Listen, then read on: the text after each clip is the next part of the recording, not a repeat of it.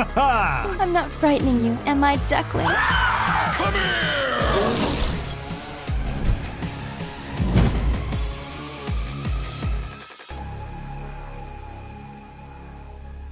Resident Evil 2.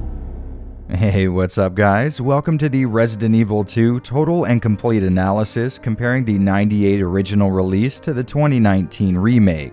This is Jared from Avalanche Reviews, and don't act too surprised to hear my voice. You guys gotta know by now that anything over an hour and having to do with Resident Evil is probably gonna have my input in one way or another. And speaking of which, I'm here to guide you through the many chapters ahead of us as Painkiller takes us through the many similarities and differences between the original Resident Evil 2, aka my favorite game ever, and its remake.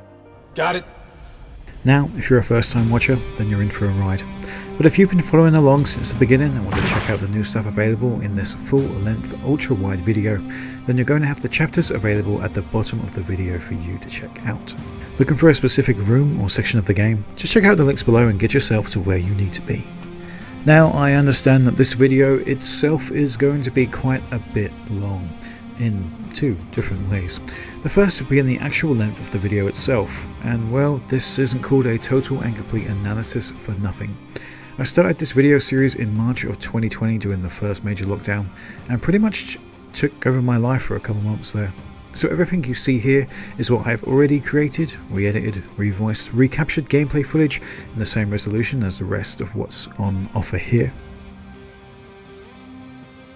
As well, I've added several new sections and breakdowns. I basically want to leave Resident Evil 2 Remake completely covered, so that I never need to add some kind of follow-up video to this series.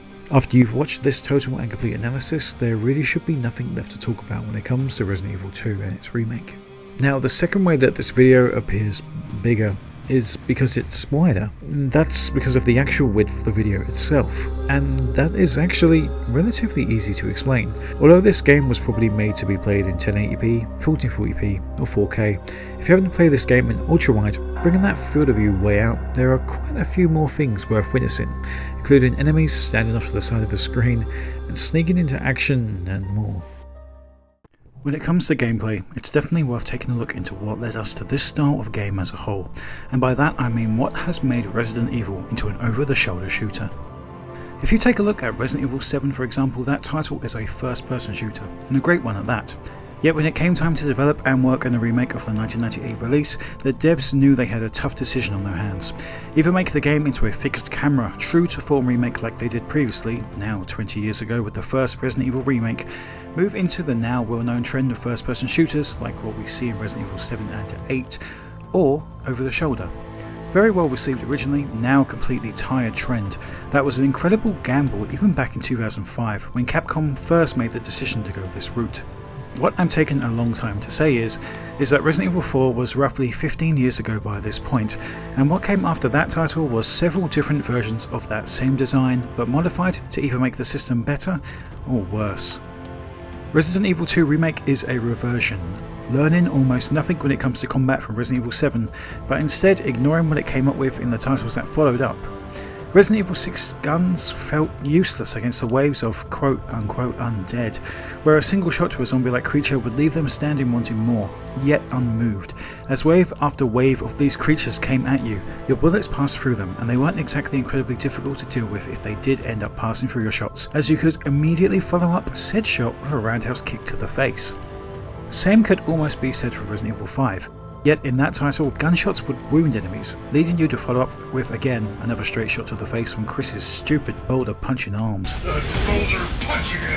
When it comes to the combat in Resident Evil 2, instead each shot deals a mighty blow to your enemy, slowing them down, wounding them in a way that stays consistent, making each bullet incredibly important if you happen to be right on the target with each of your aim shots. A headshot will give you a window of time to move past said enemy, whereas working on the legs of a zombie in an open space could save your bullets for later, making it much easier for you to pass a single zombie on your way through that location on repeated visits. Resident Evil 2 Remake's shooting system is still a massive advantage on 4's shooting when compared directly to one another, mainly due to the fact that you can move while shooting. Now, this leaves your character open to a miss, and that if your shot isn't lined up directly, you do less damage. Something that is present in Resident Evil 7 as well. causing you to stay completely still as a zombie makes its way towards you, but having the gain from doing such a thing completely pay off in the long run, as your shot could do more damage. You aren't going to be shooting the zombie's head off whilst moving past them with a standard shot, you're going to need to take the time to line the shot up itself. Of course, that's where the zombie's new AI comes into play. These guys may not shuck and move around like the villagers on Resident Evil 4, but they still squirm and move forward towards you, in a realistic way made more difficult if you already put a few rounds into them. This game can rely on skill, whereas originally shooting a zombie to death was as easy as holding your aim key and pressing the shoot button repeatedly. As long as you had enough distance between yourself and the zombies coming towards you, you should be fine. There was no major skill involved when it came to taking care of a horde, as long as you had the ammo. This is no longer the case in the remake. Throughout my first run of Claire's game, after spending a dreadful hour in the sewers beneath the police station, I actually was forced to completely backtrack from my location in order to scrounge around and look through the entire police station as a whole to find more ammo, just in case I had left something previously untouched. Even realising that I had missed out on the Uzi entirely and backtracked that far in order to grab it and the ammo that came around it. In fact, most of my initial footage of my playthrough of this game is incredibly miserable, as I struggle to kill most of the enemies in front of me. Yeah, take that as you will. Looking back at previous games like Resident Evil 5 and Revelations 2, when it came to the over-the-shoulder view, it seemed as though Capcom's attempt to scare you was to rush you, and although this tactic is seen several times in this remake, it was never to that level. It's something that was learnt by the core team that worked on the Resident Evil 2 remake, but was completely ignored by the team who worked on the 3 remake, as that title, deemed a more action-focused title, instead has a room where you hold off against several zombies at once as they continue to come pouring through a window. In fact, so many spawn in that the undead bodies that you leave behind disappear with a strange sound effect. A weird noise. You can never picture this taking place in the Resident Evil 2 remake. If you happen to not clear out an area properly, then overcrowding could be a problem. Now, if you played your cards right, a room should never be completely full of zombies at any one point. You'd basically just die trying to get through that room again if that happened to be the case. It's worth taking a look as well at the 𝕉𝓐𝓁. Whereas originally the 𝕉𝓐𝓁 could one-hit kill you in a single swipe, much like the Hunter before and after it, this enemy was incredibly dumbed down for the games that came after Resident Evil 2. The enemy in Resident Evil 5, for example, is sent at you in hordes, with almost 10 of these enemies appearing on screen at the same time. If the 𝕉𝓐𝓁 that was redesigned for the Resident Evil 2 remake did this, you'd be dead in a heartbeat. In fact, people who trick themselves into doing playthroughs with nothing but 𝕉𝓐𝓁s as the only enemy are probably the ballsiest people of all. These things don't even flinch when you shoot them point blank with a shotgun, making sneaking past them almost always being the best path to take. Dogs are another great example of a fairly simple enemy that has been morphed up to its next level, having 2 of their own sections of gameplay focused entirely around them. One inside of the kennel section and one's outside in a fairly open area of gameplay. Dogs are a fun enemy to fight in the original title. All 3 of the original titles, honestly. They have a flinch and anger reaction to a gunshot wound. Upon shooting once, they sit, angrily growl, and then move on to attacking you head on. If you shoot them again, the cycle repeats, making them very easy to defeat in a one-on-one battle, which is normally why this isn't the case when it comes to fighting them. In Resident Evil 3, most packs of dogs come at you in threes, and in Resident Evil 2, in the kennel section there seems to be a couple that come at you whenever you traverse that section. In the remake title, although the dogs growl and nonchalantly wander around in front of you, they're not normally immediately hostile. Apart from the kennel section where they're incredibly pissed off and on the hunt for you from the word go. We can't talk about gameplay and controls in Resident Evil without first talking about what came previously, and what has always worked. Tank controls. Love them, hate them, everyone has an opinion. The original title's tank controls left you feeling clunky and bloated as you moved around certain rooms, trying to escape from zombies. It made the experience resemble a nightmare to play, which actually could be considered by design. Of course, Shinji Mikami now says that it's embarrassing that people enjoyed his tank controls, leaning more so towards the non-tank-like nature of Resident Evil 4 when it comes to presenting horror. Although that game still kind of does use tank controls, it still doesn't dissect from what he had originally created with the tank control design in horror. I used the word nightmare previously on purpose. See, in most of my personal nightmares, I can't move my legs, I can't run, I can only walk or stumble, due to my body being completely asleep. I get this same kind of sensation, the same kind of fear that comes over me when I tend to play the original Resident Evil titles. Tank controls were a limitation of not just the older Resident Evil games, but most third-person 3D games at the time. It wasn't just the survival horror genre either. The Tomb Raider series comes to mind as a great example. They were less about making you feel helpless and instead was an industry norm for controlling characters before more fluid analog movements. It would kind of be like saying, did Nintendo make Mario 64 look bad on purpose to make the game feel less realistic, instead of looking at the obvious hardware limitations of consoles specifically at the time? Tank controls may suck for most modern use cases today, but they feel right at home on the PlayStation 1 and 2 games that featured them at the height of its popularity. Dino Crisis and of course the original Resident Evil trilogy. They are still the preferred choice today for fixed camera angle veterans, as it's best for control schemes for navigating the constant camera changes consistently. I can understand though why Shinji Mikami would say that, as I assume, he must have been taken aback when he heard that so many people liked the tank controls over the over-the-shoulder system Capcom worked so hard on. People often forget that Resident Evil 4 still shares the tank control movement of the previous games, but it's the OTS camera that really changes the feel, and it's no wonder why it revolutionised the industry, just like the tank controls did for the brief period that they were around. The fact of the matter is that tank controls spread more widely on consoles. In particular, Capcom seemed to have a more personal stake in the control scheme, but it was around on PC first as far as Wolfenstein 3D. I don't see how any other control scheme would work for fixed camera angles. If your character is walking down a long corridor, you just hold the up key and keep walking no matter how many times the camera changes position. The only other way to do it would be for you to manually change direction every time, which would probably result in the character walking the wrong way for a second every time the camera changes. Although, upon saying what I have said originally now about tank controls, I'm pretty sure the controls are this way to give a feeling of helplessness argument came from people just trying to justify the tank controls to those who criticise them. If you can argue that the design is intentional, then it may feel like it shuts down the whole complaint. However, things can be intentionally designed and executed and still be a poor experience for the player. Now it's time to take a look into the hardcore difficulty setting that is available to the player upon their first launching of the game. A difficulty mode closer to that which was present originally in the 1998 release. Love it or hate it, most people really shouldn't select this as a first option. Some of the major changes include sometimes taking around 15 shots to kill a standard zombie, who themselves are much more aggressive, faster, and who hit for much more damage. There is different items in different areas, with ammo being replaced with ink ribbons for saving. Hardcore has almost no stun damage, making it almost impossible to pass zombies. Headshots to destroying the head is obviously much different as well, again taking around 14 shots to the head of a zombie for its head to explode. Being bitten 4 times straight will kill Leon in standard, but hardcore without using the defense item normally takes 2 times before it's game over. Hardcore also completely re-randomizes puzzle elements. Important items like the inventory expansion have been moved. Lickers now take even more shots, totaling 6 to 7 shots with a shotgun. And talking of the Licker, its new default attack can hit for so much more damage, putting Leon down to red damaged health in almost an instant. The defense knife has also taken a hit, becoming almost unusable after just 2 times. Dogs take around 4 hits on standard, but take an extra hit on hardcore.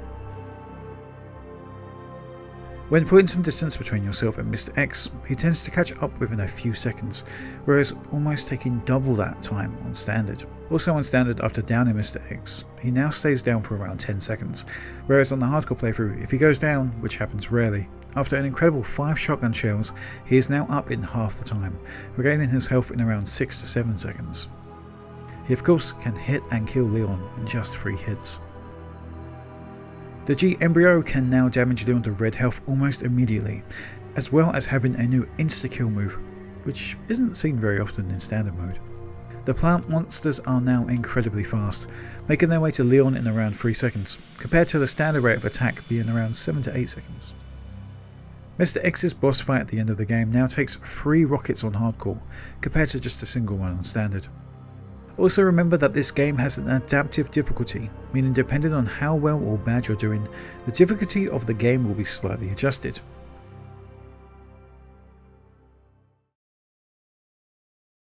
When people think of the original Resident Evil 2, one of the first things they remember is the incredible music that is found in each section of the game.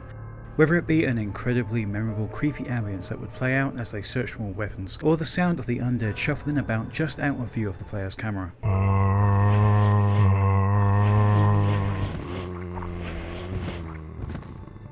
Almost every room has this kind of feeling to it, apart from a couple of key environments that were used to build up the suspense.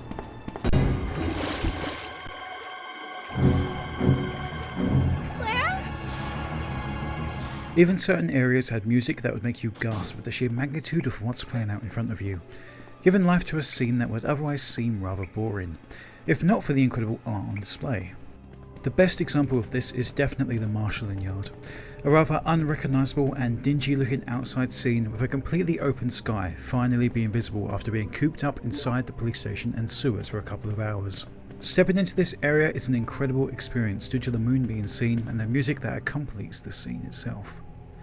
Another great example of the soundtrack being completely underused is the save room theme, something that is used throughout almost every Resident Evil title. You enter a safe room, the music swells, you feel safe. You have a retrieve from the world of survival horror. You can look through your inventory, you can choose what items to take with you, and you can be on your way, back into the harsh and unforgiving world that lies ahead of you. Of course, in the remake, even save rooms aren't really safe, with a giant item box being found as you immediately enter the police station itself in the main hall. In fact, this area can become incredibly dangerous later on in the game, greatly reducing its own attractiveness. There is a safe room song that plays when you enter a safe room. It plays once, for about 15 seconds, then it's gone, and isn't replayed on repeat visits to this area. Let's take for example again Resident Evil 4, a game that is an incredible rush of adrenaline from area to area, fighting and killing as you go, yet save room music is still present.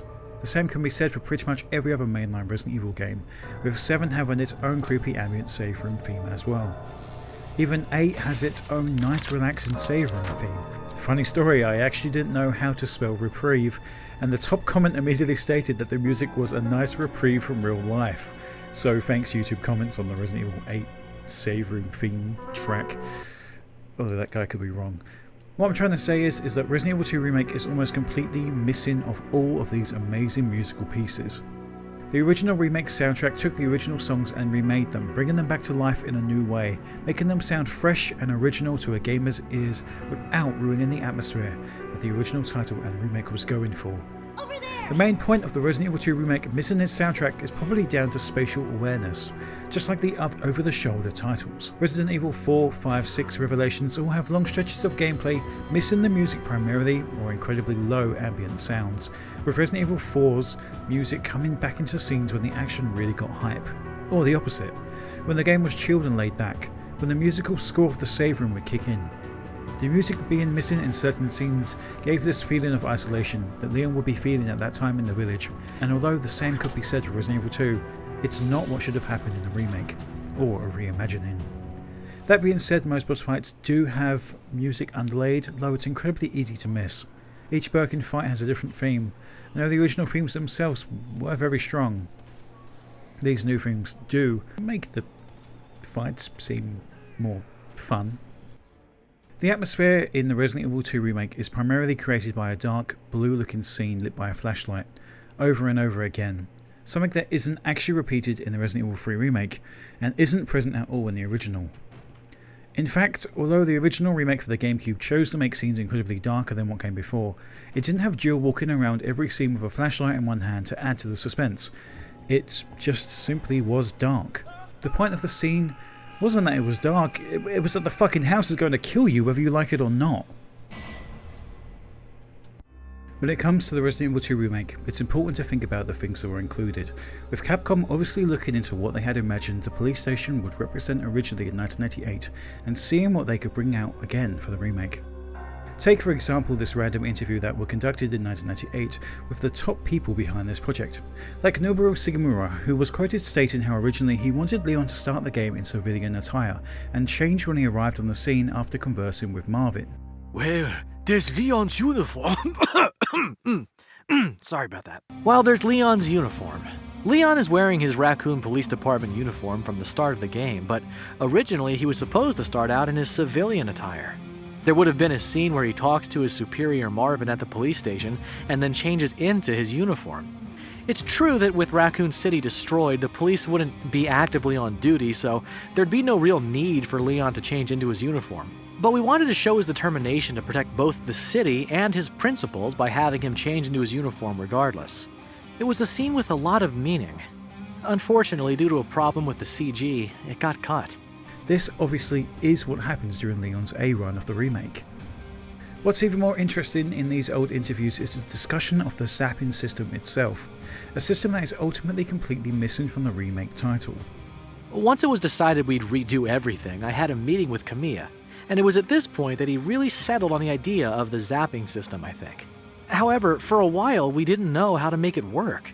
Then I suggested that it should be possible to use the data on the memory card to link the stories together, and from there we took off. To tell you the truth, I was actually opposed to the zapping system. I knew how much work it was going to be to weave together multiple narratives, but Ǩэмia wouldn't back down. This is what I want to do in Resident Evil 2. This quote is especially interesting to me, considering how I've ranted about the zapping system in the past being completely absent from this title. In fact, there's a lot that can be learned from these past interviews. Take for example Sigimura's thoughts on leaving the police station once the player is fully armed. Right after you begin the game and until you arrive at the police station, your weapons are really weak. The player has no choice but to take shelter in the station, as a matter of survival. However, after clearing the station and armed and ready, the player would head out into town, defeating zombies as he made his way to the sewer system. In that version of the game, the police station and the sewers were not directly connected. Which brings me to his thoughts about the reworking of the police station from a normal working station into that of a former art museum. It was all too realistic. The ominous atmosphere from the first game, as represented in things like the Spencer Mansion itself, the armor room, key items like the jewelry box and gemstones, all that had been removed. The police station, too, had been changed to a very modern building. As a result, everything felt too modern and strangely sterile. This doesn't feel like Resident Evil. This quote to me is incredibly damning, that 20 years later they made that same mistake, in making an incredibly realistic looking experience with little to none when it comes to atmosphere. The original Resident Evil 2's incredible art, amazing soundtrack, and a couple key camera angles is what really brought this world to life, despite being a flat 2D background that couldn't really be interacted with. It felt real, and not just because it seemed realistic for the time. Well, there's Leon's uniform. That's fucking... I can't do that. So let's begin. Let's take a leap back into the world of survival horror at the beginning of the Resident Evil 2 remake itself and see exactly how Capcom have decided to reimagine the iconic beginning to the second entry in the series.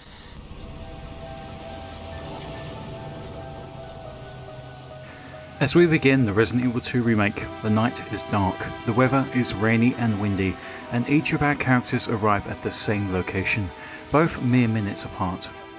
Though it's not known who arrived first, canonically, it makes more sense to believe that Leon arrived first, stepping forward to help out his fellow officer, as opposed to Claire, a random college girl suddenly deciding to help out in a sticky situation.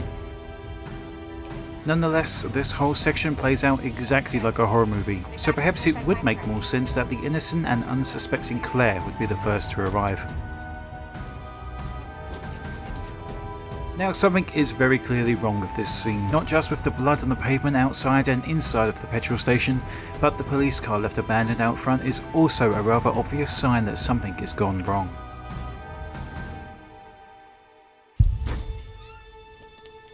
Hello? Anybody here? Hello? Now, I originally said that the zombie intro in Resident Evil 2's original game taught you how to fear groups of zombies. Well, that's what the intro of the remake of Resident Evil 2 does as well, but instead, this time with a single zombie.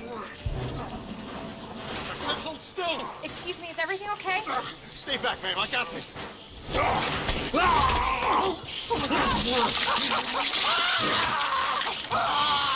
off him! I said get off him!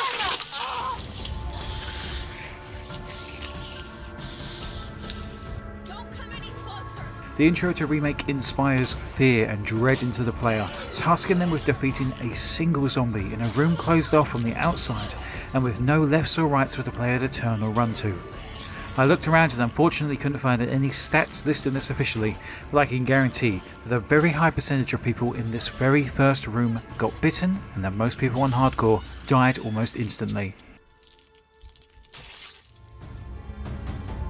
The fact that this one room gets right what so much of the rest of the intro gets wrong is almost astounding, showing us that one zombie could defeat you very quickly before transitioning to the streets where several zombies just kinda walk around in a circle is bizarre.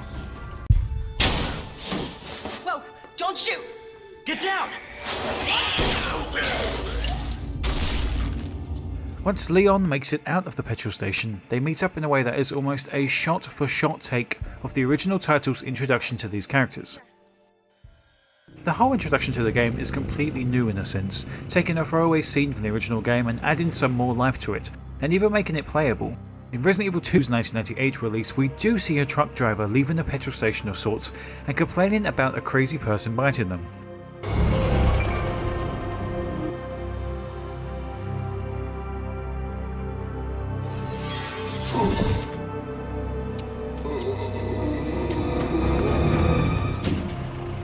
Guy's a maniac. Why'd he bite me?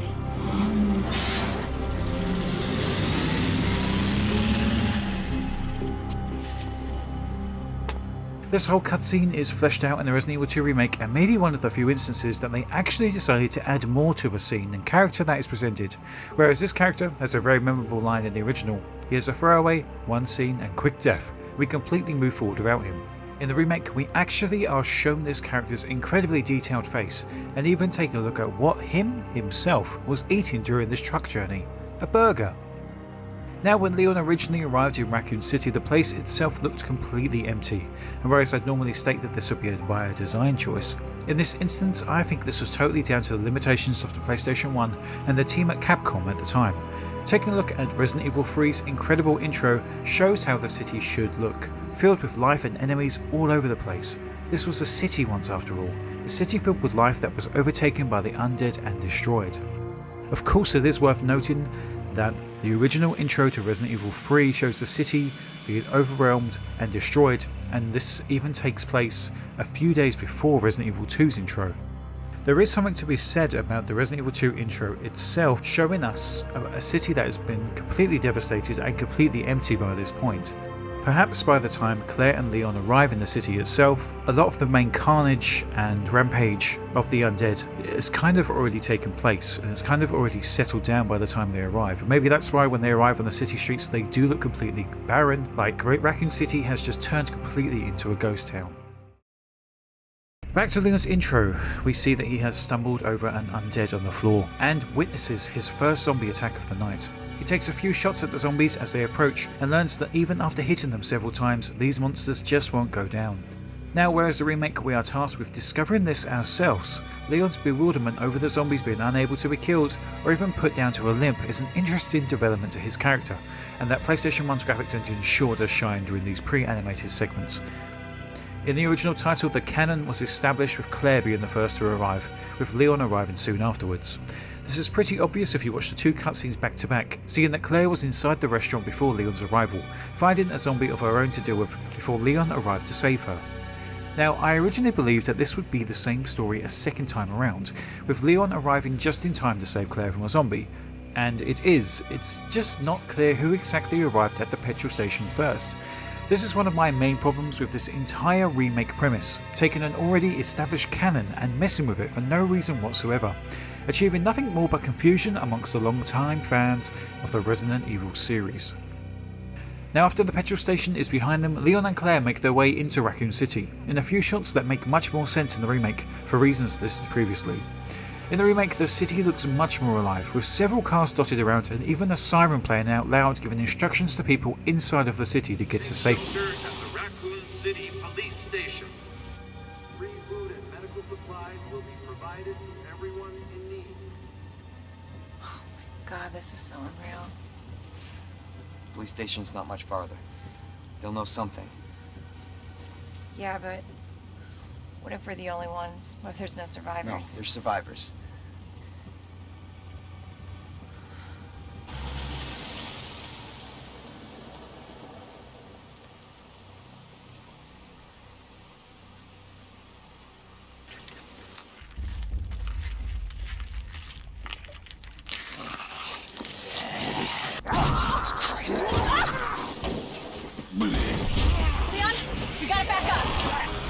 What the?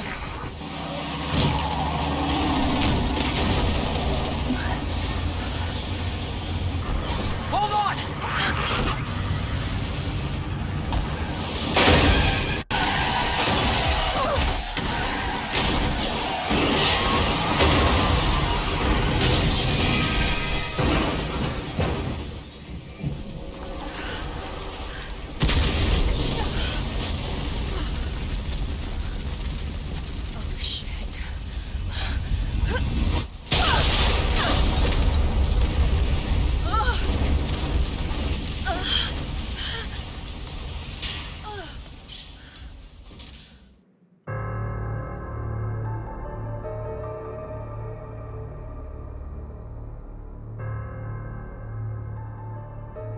To start our comparison and contrasting the two different city streets, we need to start at the very beginning of Leon and Claire's journey, immediately after they're kicked out of the police car. Now, as we begin, we see several road markings and police signs around Leon, though it's hard to make out much of the details behind Leon's starting position. In contrast to the remake in beautiful 4K, we can look around our setting and take note of several restaurants and hidden details. In 1998, we do see a clothing store named Aruka's, though I have no idea what kind of clothes they sell, contrasted to the remake, where we make our way along the street until we see this reflected in our remake footage.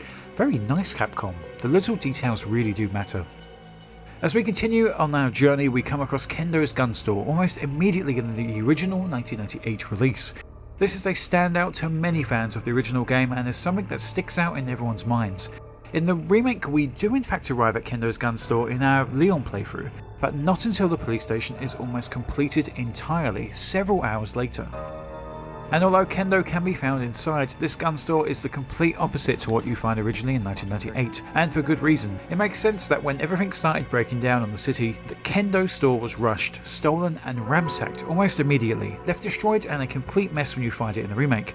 Compared to the original, although a rather dimly lit store with several glass cases broken into, a few pieces of ammo left around, the store is in rather good condition.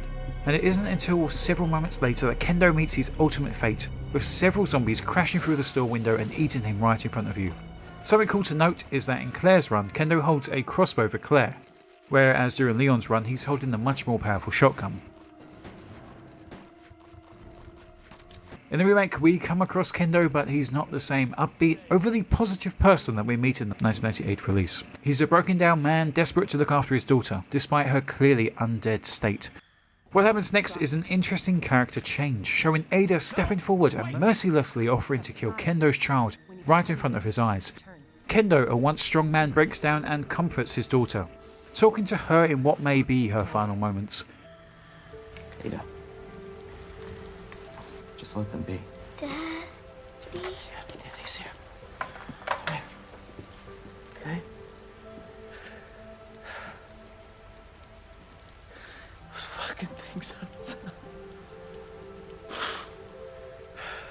What they did to us. You're a cop. You're supposed to know something. How did this happen? Huh?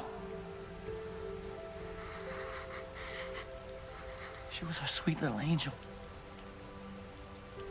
Mommy. I was sleeping, honey.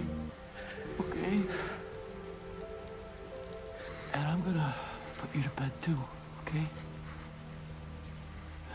Emma, just go. Just give us some privacy.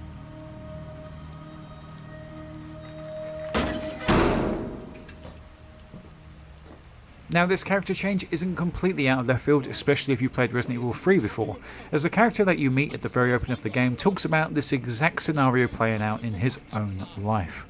And if you've played the remake of that game, you'd see that they didn't use that character trait for him at all for some reason. He doesn't even mention his daughter, he's just a coward. In contrast from each other, I suppose the Kendo scene here plays out better than what we had in Resident Evil 2. It's memorable, though completely lacks the Claire interaction with Kendo entirely. Would it have really been so hard to have her walk through Kendo's store and having him stop her before letting her move forward, remarking that she resembled his daughter? Apparently so. So much like that alligator fight, the Kendo meeting is restricted to just Leon's playthrough. Obviously, Kendo's character is met in the Resident Evil 3 remake, briefly, like a 20-second conversation. Sorry, I got a little jumpy there. Didn't know quite what to expect. No shit. Look, we're using the subway to get people out of town. You in? Subway. Well, that's good thinking. When we get out, there's gonna be a lot to do. We could use a man of your skill set. What's wrong? Nothing. Just bad timing is all. Well. Look, don't worry about me. I'm gonna make other arrangements, okay? You better. You're the best gunsmith around. Oh, no. Don't do anything stupid. Oh, that's your job, right? Take care, Jill.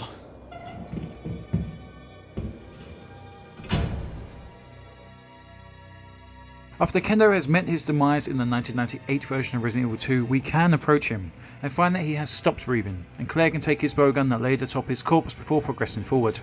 Upon leaving, we find ourselves outside of a locked-off basketball court, teeming with zombies inside. As we progress away from this location, a third zombie appears and bursts through the gate, unleashing the horde upon Claire. Now we enter this location, one of the main things that stands out to us as a player is the beautiful graffiti art that are on the walls throughout the streets in Raccoon City. The basketball court is one of our first looks at this huge beautiful piece of art showing off a goblin of some kind playing basketball, as well as the wording "This too shall pass" being clear for all to see on the wall ahead. Now we jump forward a significant amount of time in our playthrough of the Resident Evil 2 remake. As noted in Claire's game, we're all but done with the police station itself by this point when we start to walk a familiar route behind Kendo's gun store. And although there is graffiti present, nothing that looks as good as the Green Goblin found in the original title. In fact, several pieces of graffiti are copy and pasted across the walls, for whatever reason I do not know. This is a very short section, not sure why we couldn't have just had graffiti for each piece of wall here. Now, as we jump back to the original title after leaving the basketball court, we are taken up a flight of stairs and treated to more glimpses at individual pieces of graffiti dotted around the walls. These pre-rendered backgrounds always have stood the test of time, unlike most 3D era games from the same time frame. And to my surprise, this entire section was actually remade in the remake. Of course, it's geographically not correct, but it's still here. Taking the walk up the stairs in first person, or third person, is a very fun experience, and the huge bin at the bottom of the stairs that you're forced to climb over is also present. But what's missing? Life. Character. The night is dark, even with the streetlights, but the walls are barren. Colour is completely absent from this scene. No graffiti on the walls, no tags, no brown bricks, only one advertisement, that being for Umbrella, and that's it. What was once a claustrophobic and closed-in cityscape that forced the characters to head in one direction is now opened up and incredibly boring. Although in Claire's chapter there is an encounter here with a few zombies and our first fight with some dogs, there's nothing here, nothing remarkable, nothing interesting. So let's move along. The next area is something I've touched upon in each of my videos on the original Resident Evil 2. It takes the scene of finding a single zombie eating a man in the original title and ramps it up to 11. As you turn the corner, you're greeted to a visual delight. Across from a liquor store is a man slumped over at a table with 4 knives in his back, glass tipped over, liquid still wet on the table before him. And as we continue forward, we find 4 zombies, each eating a man as he lies dead on the floor, his body twitching, convulsing, disgusting and horrifying for any child to see this, yet alone fear-inducing in any adult as well. There isn't a single scene like this in the Resident Evil 2 remake. No scene of one man being overtaken by multiple zombies, although there is a single zombie eating somebody as they lie on the floor in the library that comes to mind. Although saying that, in retrospect, there is one incredibly gory scene that you find playing as Leon or Claire, and that is when a man is ripped completely in half. That to me is the only scene of incredible gore. This one scene isn't even finished yet. As we continue on our path to find an abandoned bus, our final stop before we reach the outer police station, and again stands out in my mind as another beautiful environment. As we enter, the camera hangs high above as we hear the things that are present in front of us but cannot see.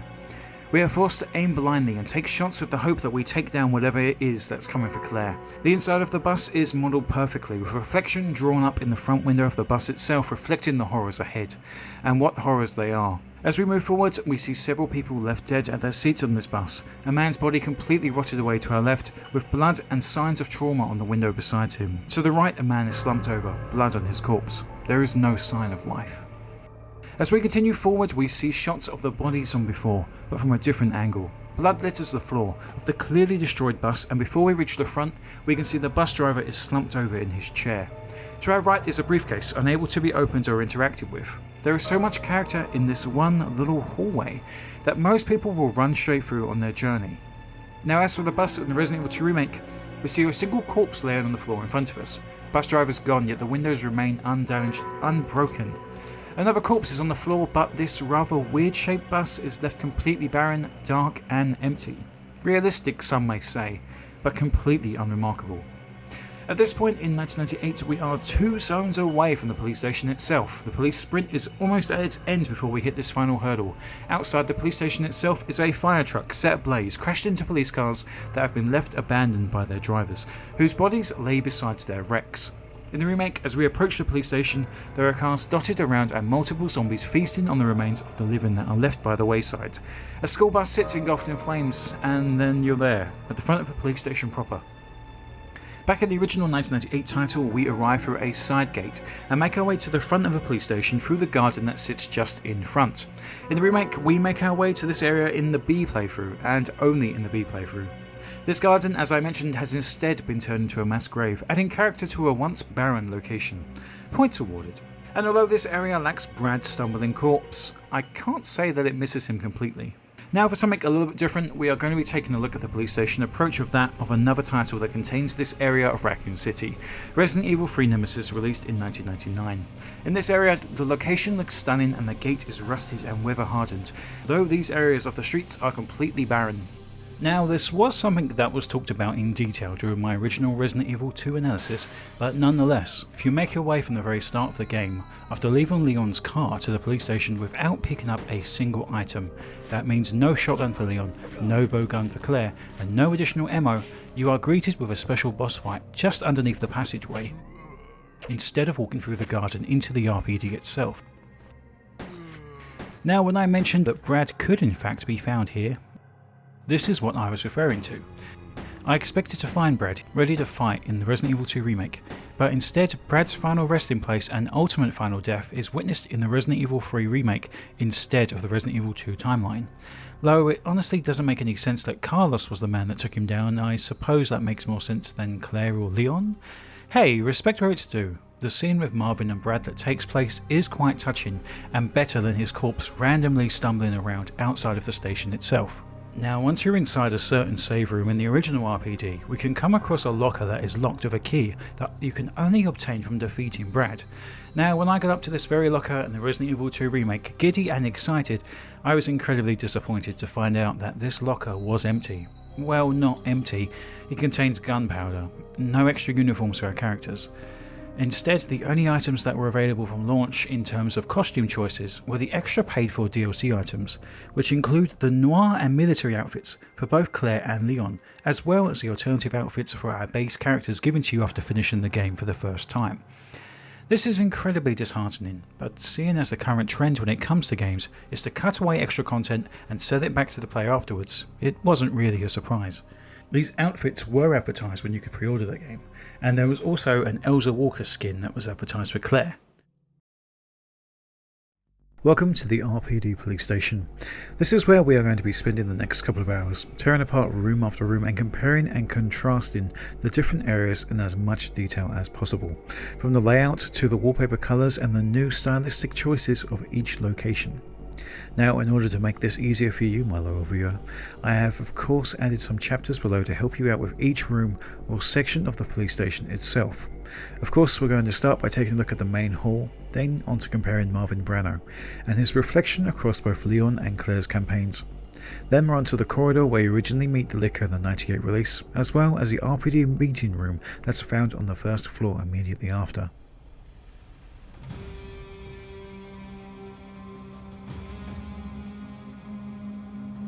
Upon arriving in the RPD hall for the first time, we're taken back by the amazing visuals on display. This police station turned art museum is a sight for sore eyes, especially as you make your entrance from the city streets just behind you. Now, obviously in the remake of this title, the layout is a little different. We can clearly see that the police station has been through hell and isn't in its untouched state that we find it in the original title. The police station was clearly made into some kind of hideout for a number of people who seek to escape the zombie invasion that has plagued the streets. The station looks barren, yet it's clear a war has taken place here before you've even arrived.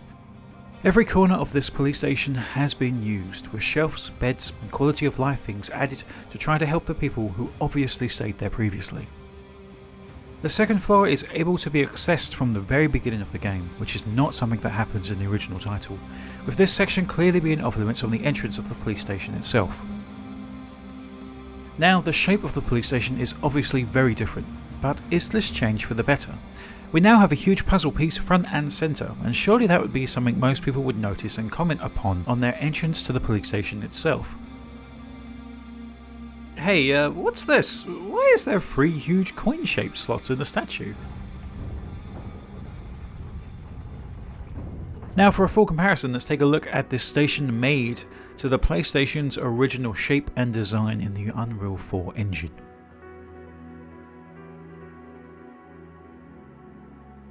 Here we can see how this station would have looked if Capcom had just kept the original design that we saw previously. Does it make sense for you to walk into a police station, then have to make your way around a huge statue to get to the waiting room or to even check into the police station itself at the reception? No, but knowing that this station was previously an art museum makes a lot more sense. This wasn't made for easy accessibility, it was made to display art. So although my first thoughts on the new shape of the police station disappointed and surprised me, I don't hold it against Capcom completely. The new shape of the police station does make sense when viewed through the eye of realism, and if we ask the question, what would this station actually look like in reality, then the station found here in the remake does answer that question quite well. Now this station isn't completely different from its original design. We can see that the RPD logo is present on the floor as we enter the station, but aside from that, that's about it really for the similarities between the two stations. Anybody here? To begin our look at the RPD as a whole, I think it's important to decide whose narrative we wish to follow. We could look at Claire's first run through the station and try to follow in her footsteps during the '98 release, and try to match up each room, or we could do the same with the remake footage. I honestly think it may be a better idea to instead look at each set of beginnings and journeys through the police station and instead see if there's any crossover in the events that take place, as each should be a mirror image of itself. For example, Claire and Leon's A scenario in '98 is tasked with collecting a piece of C4, the same as what Claire has to do in her scenario in the Resident Evil 2 remake. But instead of blowing up a piece of wall which was created by the helicopter crashing, we are instead tasked with blowing up a piece of blockage that is stopping us from approaching the final piece of a puzzle, which would then lead us to begin our journey into the sewer system. So maybe things aren't so different. First things first, we can contrast and talk about each character's arrival at the police station proper. For this example, I'll be using Claire's A run from the original '98 release and Claire's A run from the 2019 remake. Now upon our first arrival at the police station itself, a number of tasks are laid out before us, but 2 tasks ring out as the most obvious and important. We need to interact with the laptop, and interact with the laptop we do. On the '98 original, we take a look at our system that declares that we need a keycard in order to unlock the electronically locked doors that hinder our process, as only one door is accessible. In the remake, the laptop shows us that somebody is in fact in trouble, shouting out for help located over on the right side of the police station, in an area that I'd previously dubbed as designed to fucking kill you. The remake has instead turned this idea on its head and forces us in that direction first. This area in the remake leads you to a dark, waterlogged and incredibly atmospheric path through the other side of the police station, as we get our first look at how different the map of the police station has changed. This game is a survival horror game with a huge emphasis on horror and dread. This whole area is a slow burn filled with creepy and unnerving noises surrounding the player as you make your way over to try to help the police officer that has found himself trapped. Now, as noted previously in the original title, this room is locked from the start, but once we gain access to it after our first meeting with Marvin, I could only describe this hallway in one short sentence: designed to fucking kill you on your first run. This hallway has 7 zombies, all making their way towards you as soon as you come through the door, lining themselves up nicely for you to take shots at, if you have the ammo. Of course, on your first run, if you make the mistake of coming this way, you'd probably find yourself dead almost immediately. In the original title, the hallways are brightly lit and colourful to look at, when contrast to the incredibly dark and grungy look of the realistic police station that we find in the remake. Obviously, this police station has been through a lot, starting with the obvious flooding of the only toilet found in the police station itself.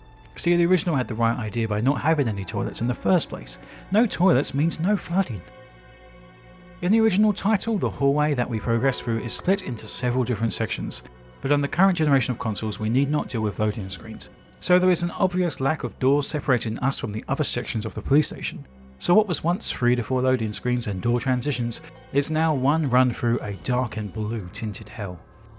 Our objective at this point is to reach an office at the far end of the police station, whereas every other door on this path remains closed, funneling us through to our final destination. Of course, there's a couple places worth checking out. For example, the press room, which was previously locked off to us, is here in all its splendour, yet it lacks the puzzles that were here previously and is generally just a throwaway room.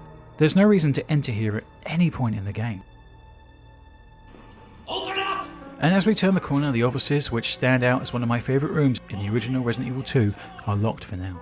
So let's set our focus on this poor individual who has found himself on the other side of the door. Elliot Edwards, originally seen with a sweet moustache in the 98 release, was too stupid to fire an MP5 into 2 zombies and instead found himself killed by a crashing helicopter, as opposed to being ripped apart by the zombies here in the remake. No matter how you slice it, or which you prefer, Elliot went out like a champ both times. And I know I spoke previously about how the remake didn't have an incredibly gory scene of zombies eating somebody alive in front of your eyes. Yeah, this right here, this is pretty close. At this point in the remake, it's adrenaline time. It's Capcom's idea of horror, one that does find its roots in the original Resident Evil title, but this time it's a straight up zombie rush. As soon as you exit this cutscene, a zombie makes his way through the door and comes straight at you, poking your built-in fight or flight response. As you begin to panic and make your way past him, another zombie comes crashing through the window. You continue forward around a corner when you hear the sound of a barricade being broken down and 3 more zombies come out of a previously boarded up door. At this point, if you panic, decide to take shots at each of the zombies, you will most definitely run out of ammo and end up dead. But if you keep your cool, you can leave this area completely unhurt with all of your ammo intact. Of course, that's not Capcom's point, but much like the intro to the original title and the remake, if you know the tricks and the correct path to take, then most situations can be dealt with accordingly. As we leave this dark and disgusting location, we're grabbed by one of the zombies, before it's quickly dispatched by our knight in shining armour, Marvin. Whereas previously Marvin was our first person we spoke to upon entering the police station and is situated in the first room we enter, here Marvin shows up just in time to pull us out, in almost the exact same way we attempted to save Elliot only minutes previously. Except this time we aren't ripped in two. Marvin is the first friendly face that we meet inside the police station that lasts longer than a few seconds, especially in our first meeting with him, which is our longest interaction with him both in the original and the remake. In this instance, Marvin is strong yet clearly hurt. He holds back from giving too many details to Claire, yet is more straightforward with her than he is in the original. In 1998, Claire is told that zombie-like creatures started appearing, which is Marvin's way of protecting Claire from the truth of the horror that they clearly find themselves in. Whereas in the remake, Marvin comes across as kind, caring and considerate of Claire, as it's already shown to him that she can look after herself. When Marvin interacts with Leon, he speaks with a lighter tone, with familiarity shown towards Leon, joking that he doesn't have a clue when Leon asks what started this, whereas reassuring Claire that there are a lot of theories to where the zombies came from. You're safe. For now. Thanks. Marvin Branagh.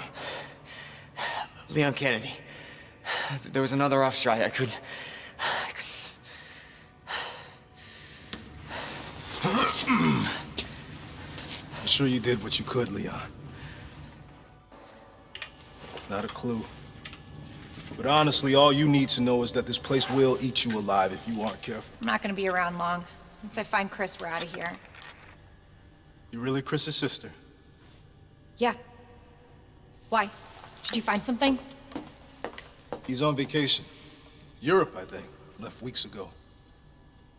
Vacation? It's great news. Well, I've got more for you. You're here now, Leon. That's all that matters. Okay, Lieutenant. I'm ready. Hopefully you'll be able to find a way out of this station. That officer you met earlier, Elliot. He thought this secret passageway might do the trick.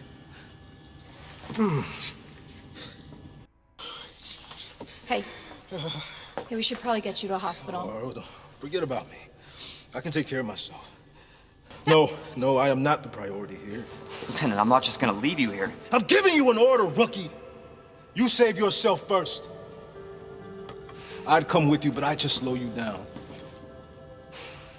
No. Don't be ridiculous. You're gonna need some help. Listen, Claire. Save yourself. So you can see your brother again. Now, you probably need this. I can't take him. Stop. I'm not taking that. You're gonna... Shh. And be careful. If you see one of those things, and don't make my mistake. No matter who they were, you can't hesitate. Uniform or not. Take them out if you can. You do not hesitate. You take it out. Sorry. Sorry. Or you run. Got it? Yes, sir.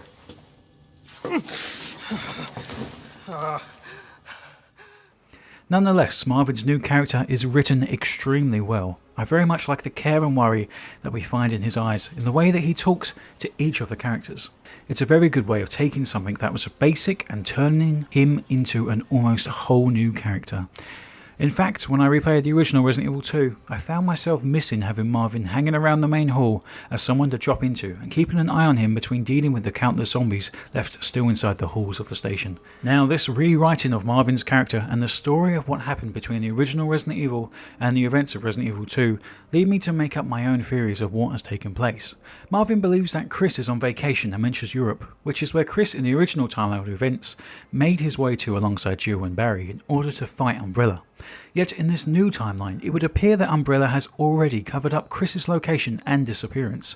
This ties into and is confirmed by the note left by Chris that we find later on in the Star's office.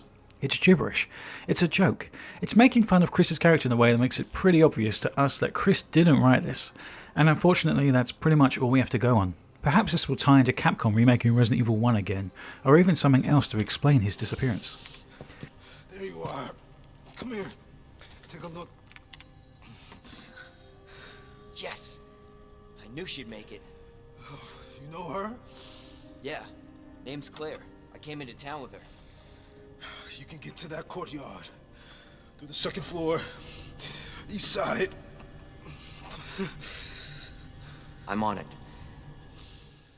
Thanks, Lieutenant.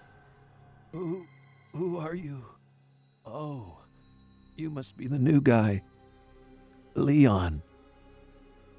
Sorry, but it looks like your party has been canceled. Are you the only officer left in the building? Who are you? Claire Redfield. I'm looking for my brother Chris. We lost contact with him over 10 days ago.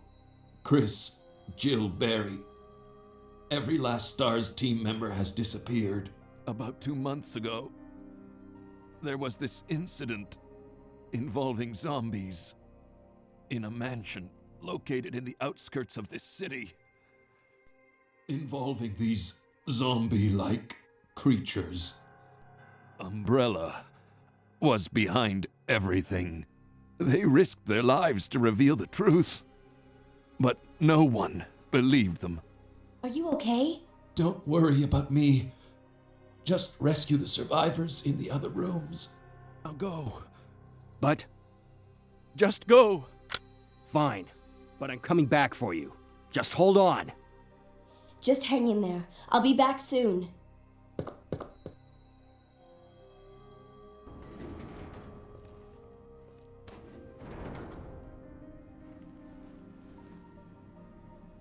it goes underground. Huh. That's it. That's our way out. Lieutenant Brenna! Hey, Marvin! Guess what? I think I found a way out. Marvin, come on. Let's get you out of here. Let's go.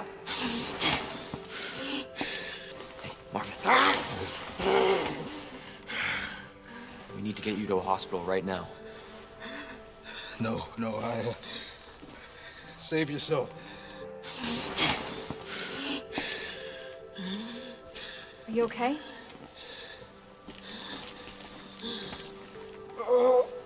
No, just go. Save yourself.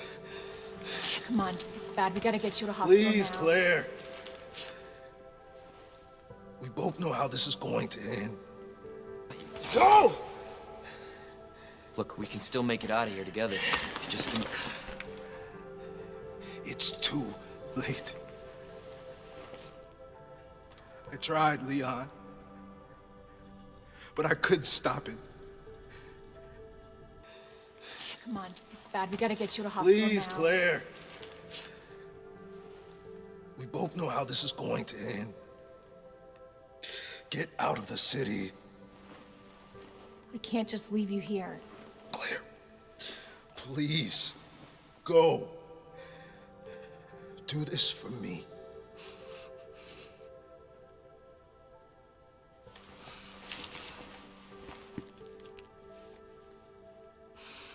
We can't let this thing spread. It's on you now. Just go.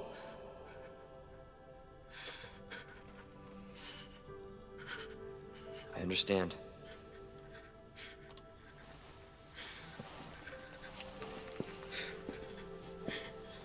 But we are getting way ahead of ourselves by exploring the end of Marvin this early. We haven't even begun our journey through the RPD itself yet, and boy, what wonders do I have to show you. It's finally time for us to get on track and follow the same path that we have taken previously. Thank you. Through RPD's waiting room and into a certain corridor. As we enter the brightly lit waiting room, we approach another one of those incredibly memorable scenes for nearly all players of the original Resident Evil 2 release. Something so memorable mainly due to its inclusion in the demo that came out around the time. The introduction of the liquor. Now in the remake this scene is saved for us. We don't encounter a liquor on Claire's A run for quite some time, but if we happen to start a playthrough of Claire's B run...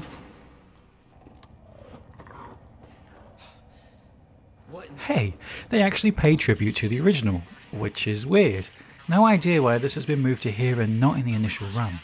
See, now this makes this hallway difficult to assess. So I contrast it with the original use of this hallway. It's been known to fans as the liquor hallway due to its introduction of said enemy, but the liquor isn't even in this hallway in the A run through till much later on. So due to that fact, I'm going to have to somewhat combine the A and B playthroughs of Claire into one super playthrough to maximise our findings.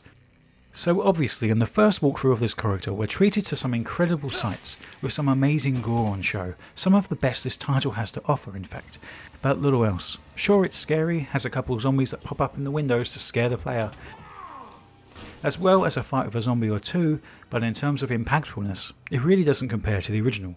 Even the fight with the liquor that is now present in Claire's B scenario is lacking, though it's a surprise to find the liquor where he was in the 1998 release. Oh look, there he is, on the ceiling where he should be. Cool. That's about it for this corridor. Let's move along. After the liquor corridor is behind us, we make our way into the next room on our path. The RPD meeting room, another incredibly designed and well laid out environment that portrays exactly what it's set out to. Although the police officer's original design contained no desks, which is one of many missing details that sticks out in people's minds, this room looks realistic and sets out the scene of many meetings that may have taken place here previously. There's also a note worth looking at, which details the time and dates that this event takes place over, starting with the destruction of the communications equipment that the RPD would have used to contact and try to call in some kind of reinforcements to their rescue. This also attempts to explain why 𝒸𝕚 was hidden all over the police station itself, stating that it was Chief Irons' idea to crack down on terrorism by hiding the available weapons across the station that the officers would have used otherwise. This may seem like a dumb decision until you realise that this was Chief Irons' attempt at weakening his own police force. In the back we have a puzzle present that is available to Leon immediately, but requires a little more backtracking in order for Claire to pass. Hanging above a fireplace is a picture of somebody being hung by their arms. The inscription reads, "A sacrifice to the hellfire," a clear nod to the fact that the player will need to use a lighter to attain the secret hidden behind the painting itself. In contrast to the remake, this room has clearly been destroyed and wrecked. Although this room still slightly resembles that of a meeting room that was here previously, it would seem that this was more a place for police officers to meet for lunch or other such casual meetings. There's writing on the blackboard in the back, with each surviving member of the RPD's name scratched away as each of them has fallen to the zombie invasion. Out back behind this area is a locked door to begin with, but we can skip ahead to show that the fireplace isn't present here. Neither is the painting that we touched upon previously, taking away another puzzle from the original title. When players first make their way through this room itself, it will be in a mad dash to get away from the zombies behind them, and the small details found inside will most probably be missed. And to add to that, the doorway being locked means that we're pushed through another new shortcut, the first big one that we've encountered in this walkthrough of the RPD.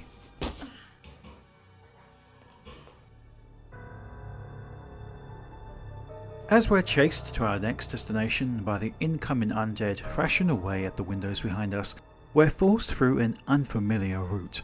A new path that has been carved out by Capcom in the 2019 build of the police station. At this point, a quick look over our shoulder shows that the route that we would have taken previously is completely blocked up. And what we find here is something almost completely new to the Resident Evil series. A sight gag with a grotesque and disgusting zombie. Larger in size than any zombie we've seen before, attempting to shake free some kind of chocolate treat from the sweet machine that is found in this corridor. Pointlessly, as the glass inside the sweet machine is completely missing. But nonetheless, this humanizes this zombie in a way that is alien to the Resident Evil series outside of the movies. Yes, in Resident Evil Apocalypse we saw a zombie being humanized, a scene ripped straight from Day of the Dead where a scientist called Dr. Logan attempts to make zombies docile by surgery or by training and conditioning, but never before, in the first 3 Resident Evil titles, have we seen a zombie made to resemble that of a human, acting out in a way that would have resembled his previous habits here on display. Does this play into anything later? Well, I thought not, but it turns out that it actually might. Which, if true, would prove to be the biggest change in the remake's depiction of zombies acting like humans. After experiencing such horrors in the previous rooms, this slight attempt at comedy is a rather strange shift change, but I am totally overthinking this. This corridor has undergone a rather radical change, taking several key rooms and merging them into one. So where to begin? The corridor itself was seen previously in the 1998 release of Resident Evil 2, again in Resident Evil 3, though in a more untouched state, and is revisited here in this remake, and again in the Resident Evil 3 remake as well. Without repeating myself too much, the bright and lit up rooms of the original title have of course been put through a dark and dingy, grungy and bloody horror focused reimagining. Now the main corridor itself with the stairs leading up to the floors above have been laid out to perfectly resemble that which was here previously.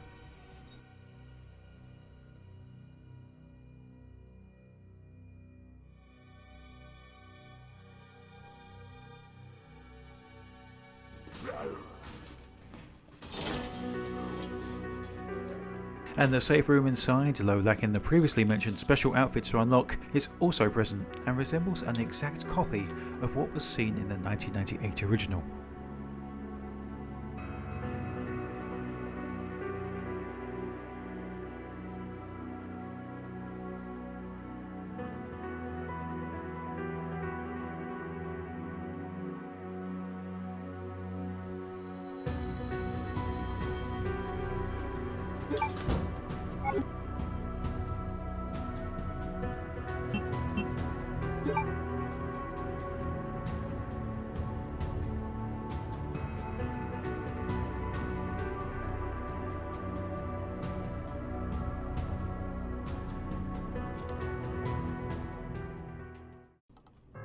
Now heading back down the corridor that we have just made our way through gives us 3 doors to take. The West Office, the Safety Deposit Room and the Evidence Room. Now in the original title this hallway was connected to the West Wing Corridor, the Evidence Room and the Dark Room. So what exactly are these new doors before us and where do they lead us? Before we move forward to the old, let's take a look at the new, and when I say new I use that word incredibly loosely. What we have in front of us is the Safety Deposit Room, or shall I call it by its true name, the RPD Armory. That's right, I see through your disguise. The original Resident Evil 2's armory, aka the weapons locker, has apparently been relocated from the basement of the police station to that of the first floor. Right here in one of the very first hallways we find ourselves in. Now, as a gameplay mechanic, this does work incredibly well. What Capcom has delivered to us here is somewhat of a look forward to what's to come, by teasing us with the promise of gunpowder, an extra knife, more ammo, flame rounds, and more importantly, a side pouch. A straight reference to the original title, which presented us with the same thing. Now, on top of all of this, there is even the grenade launcher that Claire has been missing this entire time.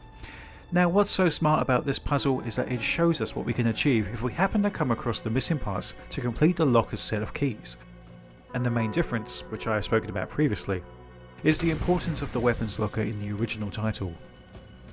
The RPD Armory gives us the option to pick up the SMG for ourselves, as well as pick up a side pack, which adds 2 crucial inventory spaces to our original 6. Now, if you decide to pick up the side pack or the submachine gun in your A playthrough, it will become unavailable during your B playthrough on the same save. So my personal input would always be to take one, but never both.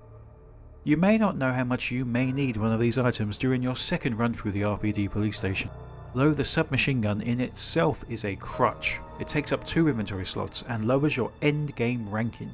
So choosing to pick up this gun will put you down 2 slots. 2 slots which you could have taken and had free for any other item available.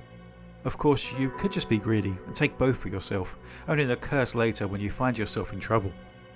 Now, in Resident Evil 2 Remake, this element of the entire A-B scenario system has been completely scrapped. There are no situations that affect your B scenario, and I mean that, none. On top of that, there are 6 side pouches that you can collect in the remake, turning your inventory from the 8 that you have at the start of the game into a whopping 20 slots. Can you imagine running around the original Resident Evil 2 with 20 slots in your inventory? You could pretty much complete the entire game without ever needing to backtrack. Now then, with the safety deposit room behind us, we can head into the West Office. A room perfectly recreating the original look and design down to a T. This room, though, like every other room I'm going to be discussing, bar a few choice designs, is incredibly dark, though incredibly faithful in its design. On top of the layout, the room is perfectly capturing what made the original room stand out in people's minds, and recreated it in a realistic fashion. The desks seen around the room itself hold several Easter eggs and references to past Resident Evil titles, and if you're going to have details that stand out, you might as well have them nod to the past.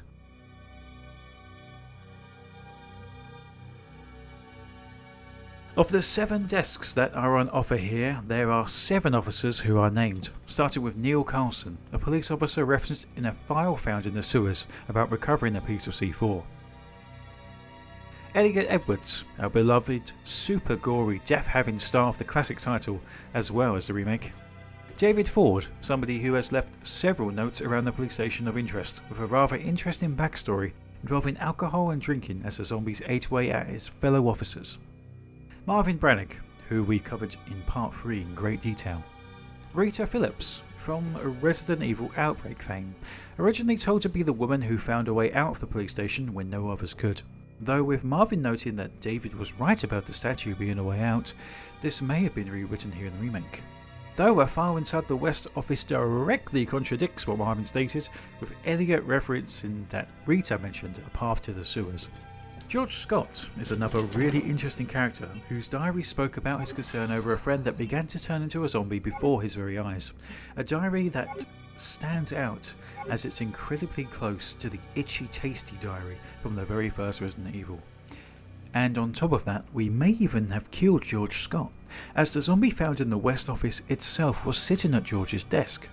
Now, that's 2 zombies in 2 rooms doing something that would closely resemble their previous human-like habits. And although on my first run-through of this area I dismissed this claim simply as overthinking, it does seem that this is something Capcom seriously wants to pay off, and they do so in the Resident Evil 3 scene with Brad, still a zombie, apologising and then biting Marvin.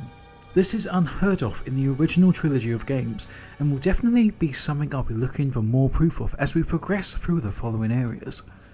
Now, this does bring up more questions in my mind.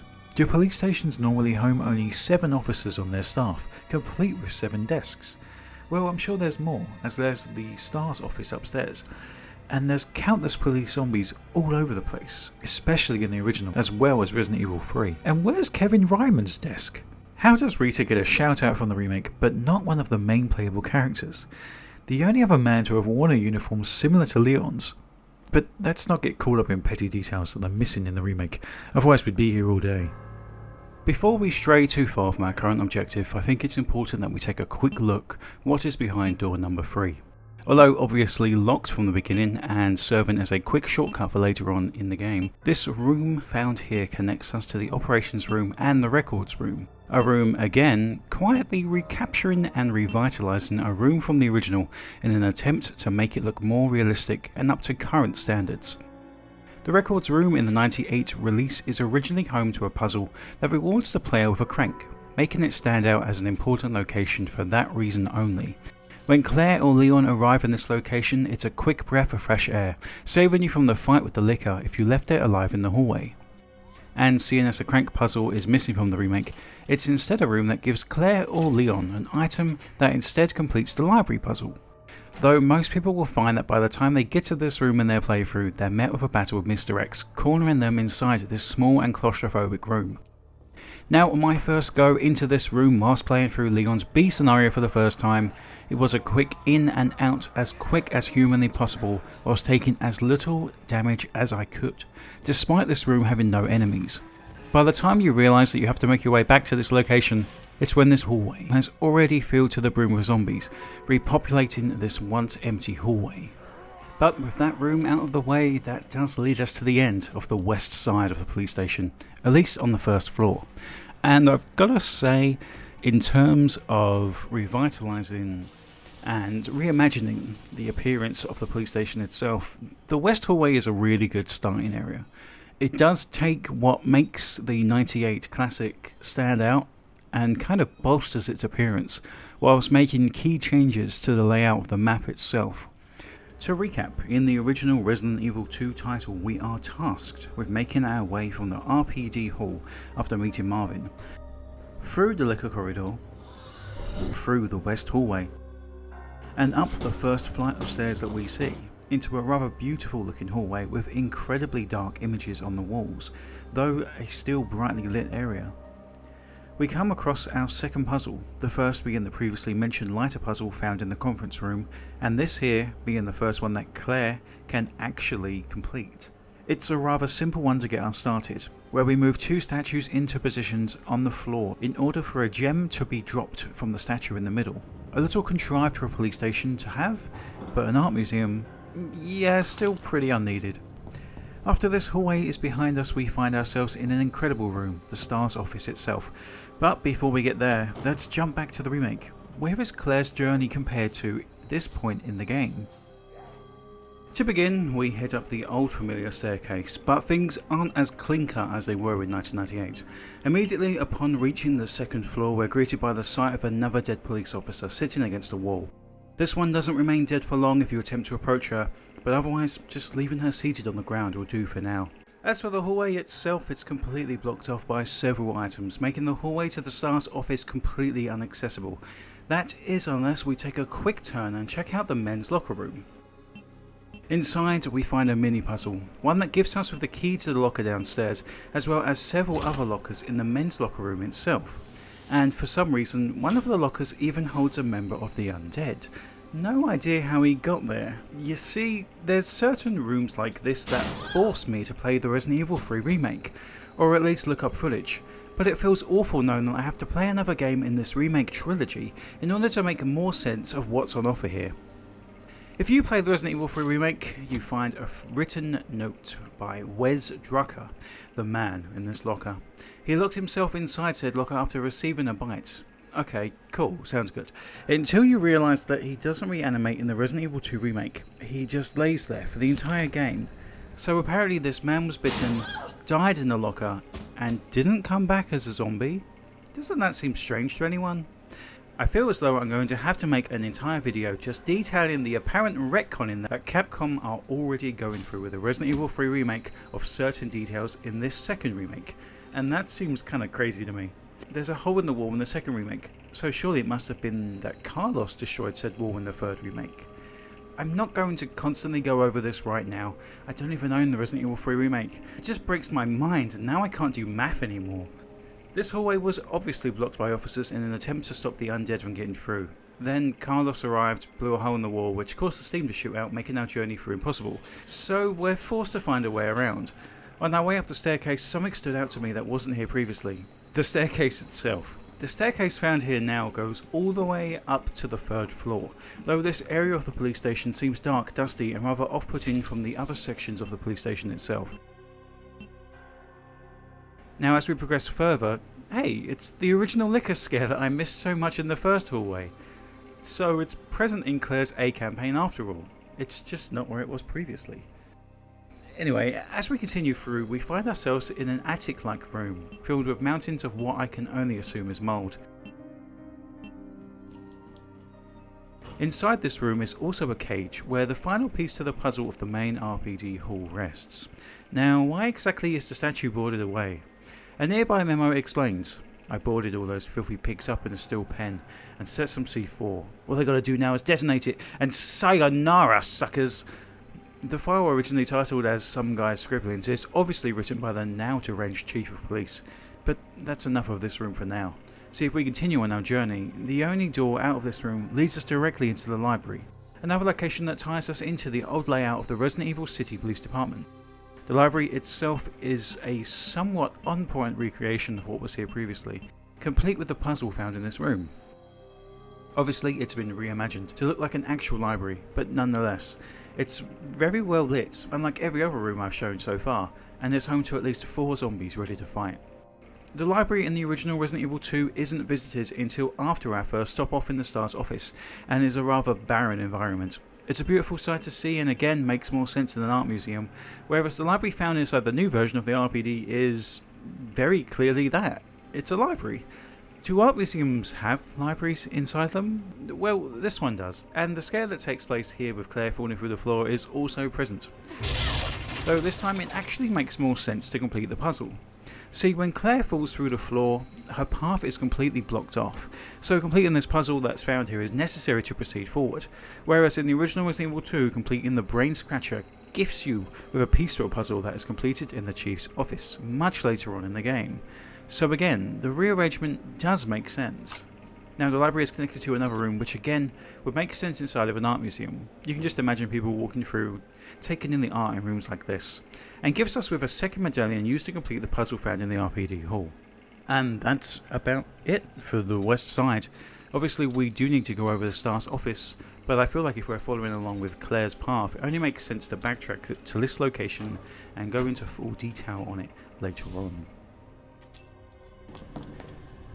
As soon as we enter the library, we're summoned by our good pal Marvin. There you are. Come here. What is it? Take a look. Oh my god, he made it! You know him? Yeah, it's Leon. Kennedy, I think? The rookie. Thought he looked familiar. You can make it to that courtyard. The 2nd floor, east side. Okay. Thanks, Marvin. I'm on it. So what better time to get started on the east side? The entrance to the hallway designed to fucking kill you is locked off for now, and for good reason, so it's time to make our way through the entrance located upstairs. Inside door number 1 is a complete remake of the room found here in the original design of the Raccoon City Police Department. Unfortunately, missing the amazing music that normally goes along with this safe space. Luckily, we have Project Honor to fall back on for that. This room originally contained a very interesting file, detailing the last days of the Chief of Police's assistant, as she spoke about how she thought that the Chief was probably out to kill her, further laying in hints that the Chief of Police isn't who we expect him to be.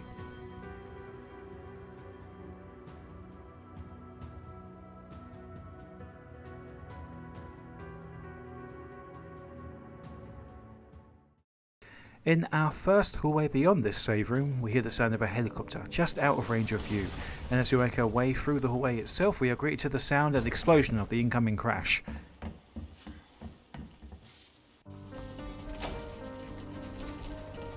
Hey! Leon? Claire? Claire! I'll be right there!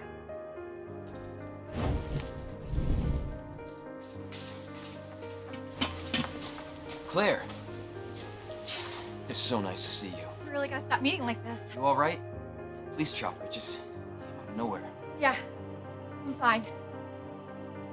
I take it you don't have the key. No, I don't. It's good to see your face, though. How are you holding up? I'm hanging in there. Love a night, huh? I'm in one piece. I'm guessing you don't have a key in one of those fancy pockets? Unfortunately, no. But how are you doing? You know, just surviving. That's good. Find your brother? I did, actually. He's... Any luck with your brother? No, not yet. Claire, don't lose hope. I'm sure we're gonna find him. Leon, you should get going. Don't worry about me. Just get yourself to safety. Yeah. Dinner time. No, Leon, seriously, they're getting to the fence. Please, just go, Leon. You take care of yourself. Claire, you need to go. Now! Okay, let's get through this. Both of us. Just go. We're gonna make it. Both of us. He's finally made his way to the station. Now don't blink or you'll miss this singular cutscene that we actually have with these two characters. And as far as changes to their major characters goes, I actually genuinely really enjoy this cutscene. And to be honest, I better fucking enjoy it, because it's the only one between these two characters before we get to the end of the game itself. Now, if you're wondering, this is exactly where Leon and Claire's B scenario actually begins, with each character making their way to this gate from the back entrance of the police station itself, which sucks. Honestly, it sucks. The journey through the city streets to the police station have always been a favourite of mine in the original title. It's still something that's completely different and actually very interesting, showing off a completely different way to enter the police station itself than what was found previously. So maybe I shouldn't complain too much, since the entire B scenario is absent from this title anyway.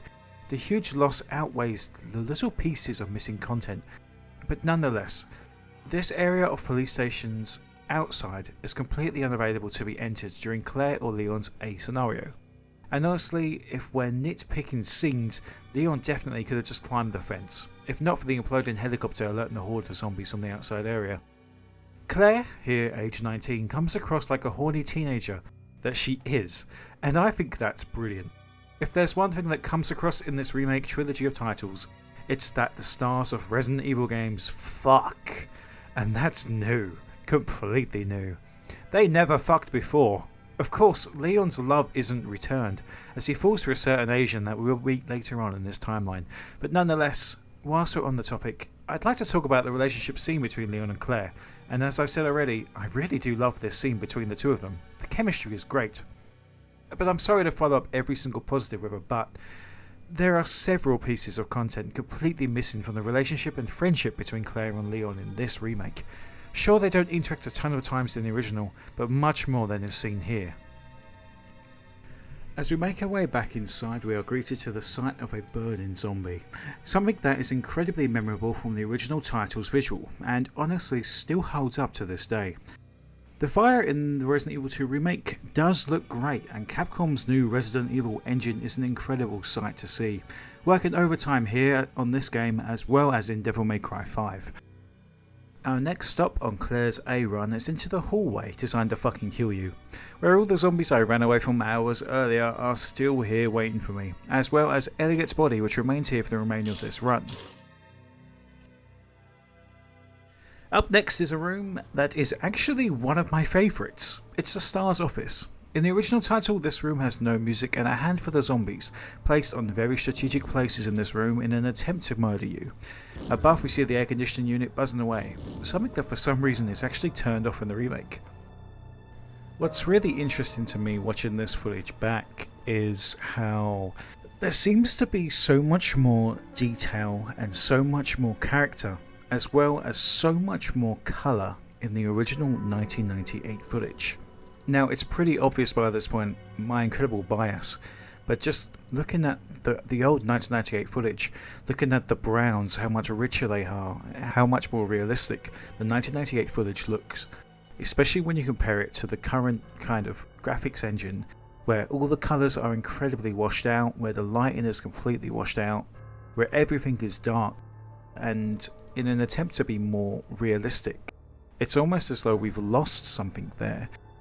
The art form that was presented in 1998, there's so much more to that, in my opinion, compared to the current day look of things, where although there's so many different pieces thrown all over the scene, there's so many pieces of paper, there's letters, there's all sorts of rubbish that has been discarded in the current day remake of Resident Evil 2.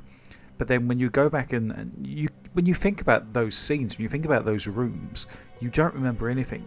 Whereas if you look at the very small details that were placed there in the 1998 original release, it's incredible the things that your eye is drawn to, and incredible the very small details that your brain can remember. For example, this room has no music in it in the 2019 remake, but the 1998 version also has no music.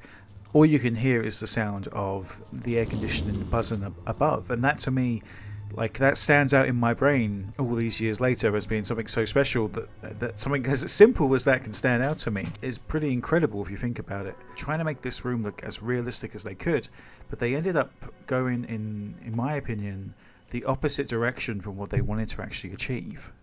Now, this office, of course, has been moved very slightly from the original map as well.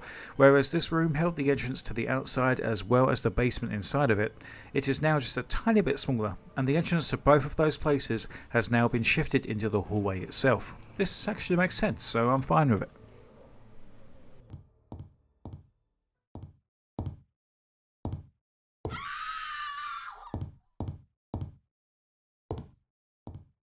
At this point in the original title, the helicopter that crashed previously is actually blocking our way to progress, and in order to progress we must get a hold of some C4 and blow up the helicopter itself.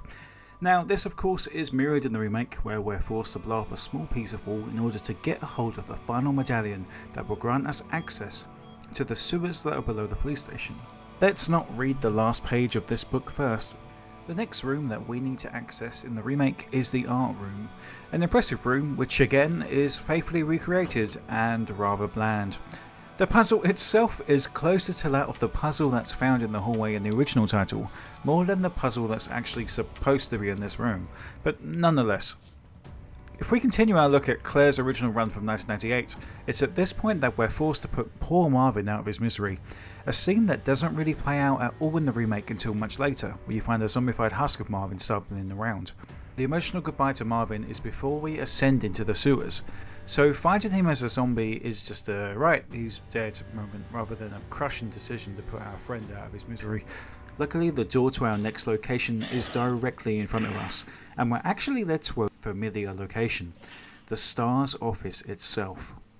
In the original title, we have access to this a lot earlier. It's almost one of the rooms that you actually find yourself in incredibly early, and is host to a meeting between Leon and Claire. In the remake though, all that's left for us is a note. Seriously, a fucking note? Are you really? Capcom, what the fuck? This room, unlike every other room in this title, is actually incredibly lovingly recreated, complete with being very well lit and being incredibly colourful. Of course, there are slight changes, as Wesker now has his own little office instead of being shoved into the corner of the original room, and there's even a locked away area which holds a weapon for either Leon or Claire, much like the original which had a locker in the back where Jill held a magnum or grenade launcher. This room looks great, and it's a crazy difference from this to the office that I spoke about earlier.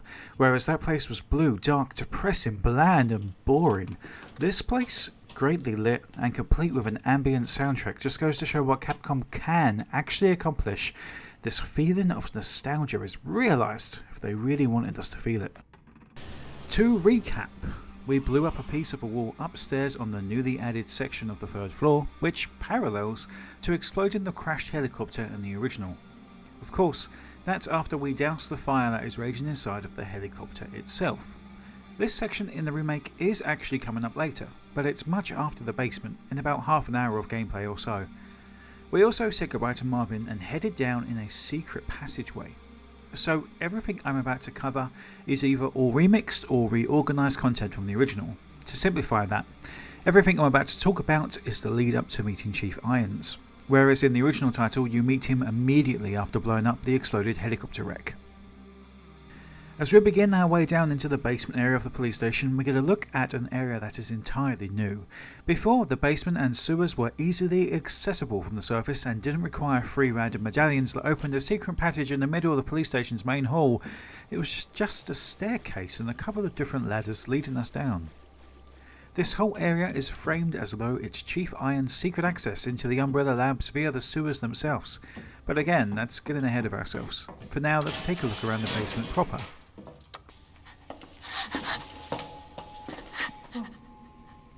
Hello?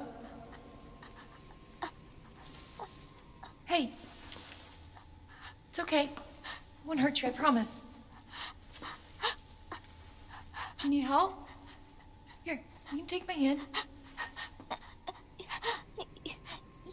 You need help. I'm sorry, I can't understand you. You need help. Why? He's right behind you. Call an ambulance! But not for me!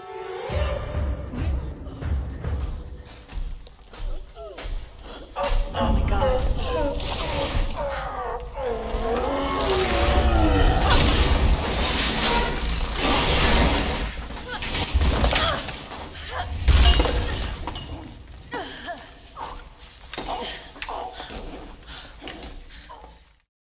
It is not long before we have our first meeting with Sherry, which leads us to our first boss fight with Birkin.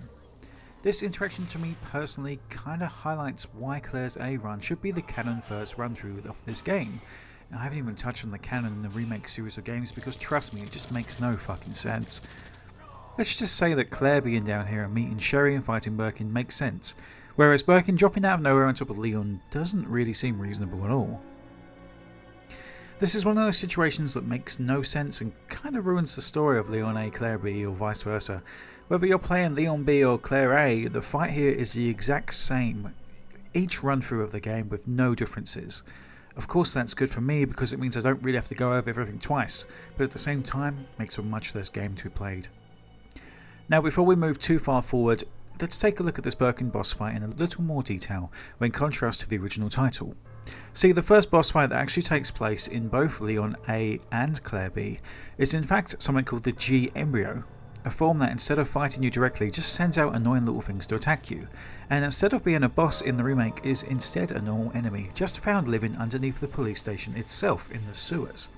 Now in order to reach this boss fight that we see here in the remake in the original title, we actually have to look at Leon or Claire's B scenario, as both put us up against Birkin as their first boss. And considering the tiny room that we fight Birkin in the original, the remake actually does a really good job of recapturing the feeling of this boss fight. Instead, putting Leon and Claire into a maze, forced to run away and dodge from Birkin while shooting at him in his big giant weak spot. It's a cool battle, and the first time I fought him I was completely out of ammo by the time this encounter had ended.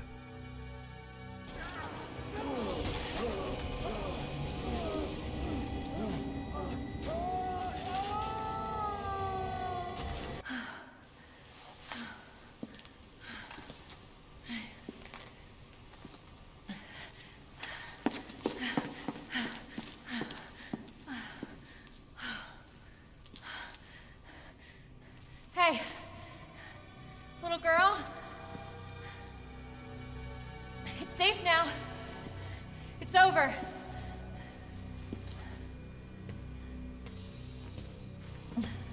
Are you sure?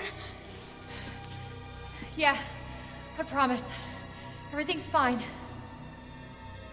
I just need you to lower that ladder for me. Will you help me find my mom? Your mom is down here? I think so. I hope so.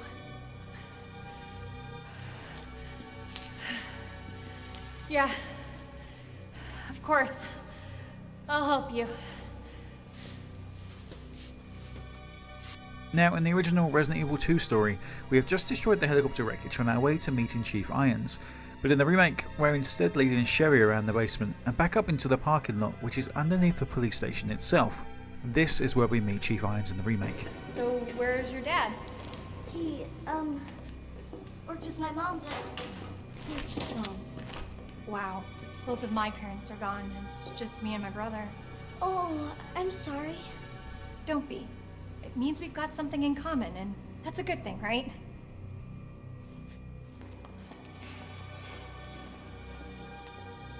It's closed. Damn it. I need a key card.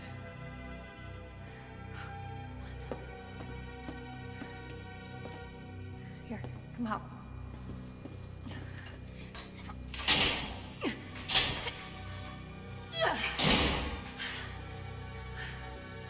You're sure this is the way? This is how my mom took me last time. Sherry? I've been looking everywhere for you, Sherry.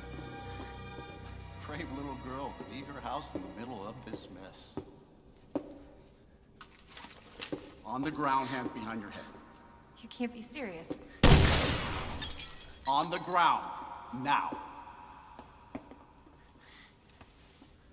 Oh, I'm terribly sorry. I thought you were another one of those zombies. Okay then. You tie her up now, or she dies.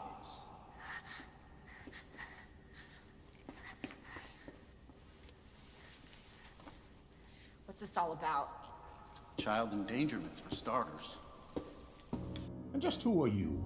No, don't bother telling me. It makes no difference. You'll end up just like all the others. My brother is stars and Sherry, get over here. What's your name? What's your fucking name?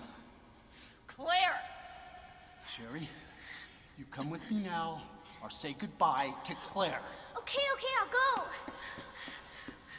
You better be taking me to my mom. Absolutely. Don't listen to him, he's full of shit.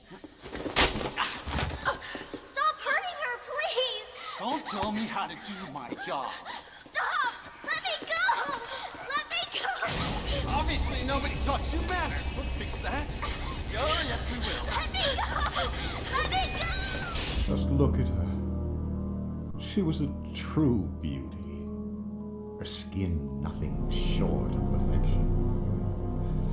But it will soon putrefy, and she will turn into a zombie within the hour, like all the others. There must be some way to stop it. In a manner of speaking, there is. Either by putting a bullet through her brain, or by decapitating her completely. And to think that taxidermy used to be my hobby. But no longer. Please. I'd really like to be alone now. Chief Irons' character here is his original character, but turned up to 11 with a hint of realism added in. He's no longer ranting about how stuffing animals is his main hobby, he's instead going after Sherry Birkin. Now, in Leon's section, we instead run into Ada for our first time instead of meeting Sherry or Chief Irons, much like in the original title, where we also don't meet Irons whilst playing as Leon. It's a shame because it's another little area which perhaps could have been improved upon. Maybe even Marvin could have mentioned Irons, but nothing's really said. Hey! Who is that? Stay sharp.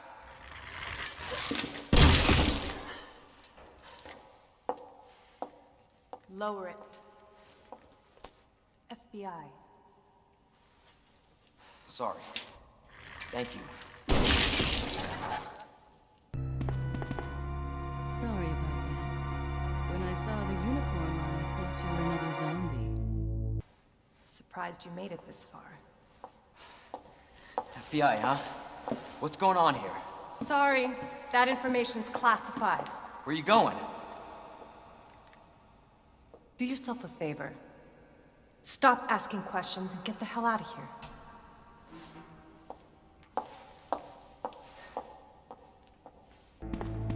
Who are you? Ada Wong. And what are you doing here? I'm looking for some guy named Ben. He's one of those reporter types, always looking for a scoop. I heard he was locked up in the cell block, only there's a wrecked car barring the entrance. I've been trying to find another way inside. Few things stand out regarding 𝓱𝓚 from her original debut and her reimagined character in the remake. 𝓱𝓚's introduction has her more reckless than calculating. She is learning just as much from Leon and the player about what's happening. She takes a potshot at Leon mistaking him for a zombie, but has a more cooperative attitude. She brings out Leon's rookie experience as he tries to emulate a good police officer, while she also asks for Leon's help with various obstacles and pays it forward with keys and access into other areas. 𝓱𝓚 will assist Leon in combat, shooting at zombies, and is useful in helping Leon get through the underground of Raccoon City. You play as 𝓱𝓚 with a slightly longer segment than the remake, letting you enjoy her more hands-on with a deeper explanation of what the G-Virus is from Annette herself. Remake 𝓱𝓚 is a much more calculated and cold towards Leon, despite having saved him from a zombie dog that jumped on him. Able to discern her targets and threats, she has a better guise for a spy. Rather than the girlfriend of a scientist, she's faking an FBI agent tasked to bring down Umbrella's operation. Remake 𝓱𝓚 is much more willing to dismiss Leon until she hits a roadblock and she has to accept his help, constantly leaving him, then popping back up to save him in his times of need. There's not as many direct team efforts between 𝓱𝓚 and Leon until they enter the nest, which is par for her character following her later appearances as Leon's unwitting guardian angel. Remake 𝓱𝓚 isn't a terrible character, but is practically a totally different person when compared to her original self. I don't think anyone had a complaint about 𝓱𝓚's design, but this being her origin, they let us see more of a rookie version of 𝓱𝓚 and let it progress into the more cunning and professional agent in Resident Evil 4 and Resident Evil 6.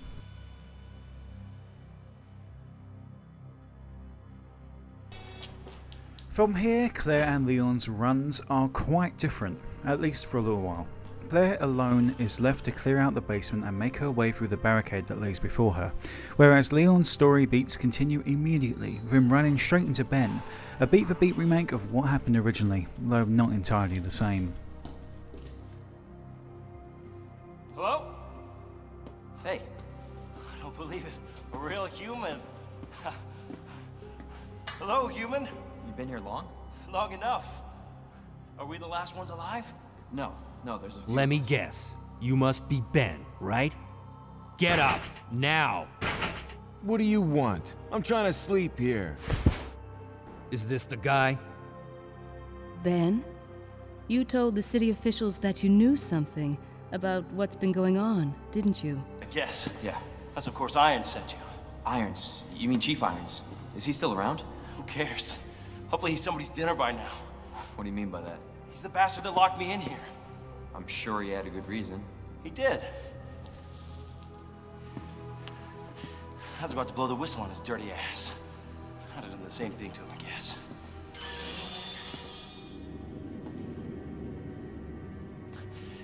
I'm trying to find my boyfriend. His name's John. He was working for a branch office of Umbrella, based in Chicago, but he suddenly disappeared 6 months ago. I don't know anything. And even if I did, why would I want to tell you? What was that? Like I said, I'm not leaving this cell. Look, if you want to live, then you're gonna have to leave with me. But do you even know how to get out of the city? Unlock this cell and I'll give you this. There's no other way out of that parking garage, believe me. Sorry, I can't do that. I have to talk to the chief first. Look, we're both prisoners in this station. So either we play nice and help each other out, or... Shit, it's coming. What?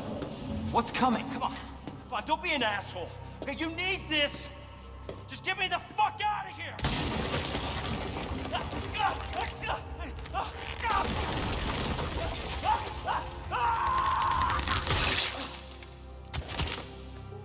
Oh my God.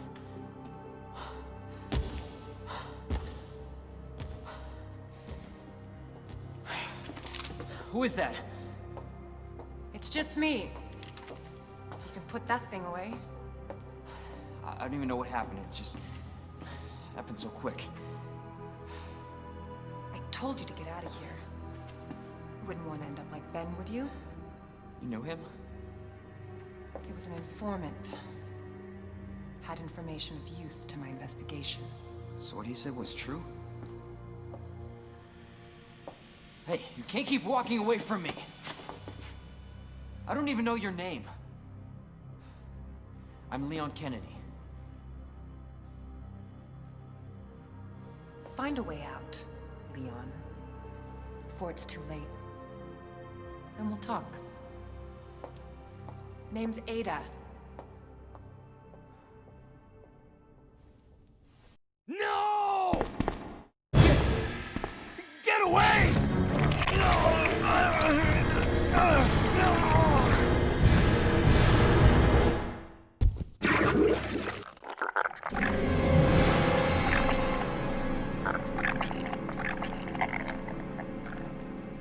Ben! Can you still hear me? Come on, answer! Damn! I don't believe this. I almost got the story. Ben. Bitter irony. The chief of police, a co-conspirator. Get that scum. Make him pay. Hang in there, Ben. Oh, my chest! It's burning! What's wrong?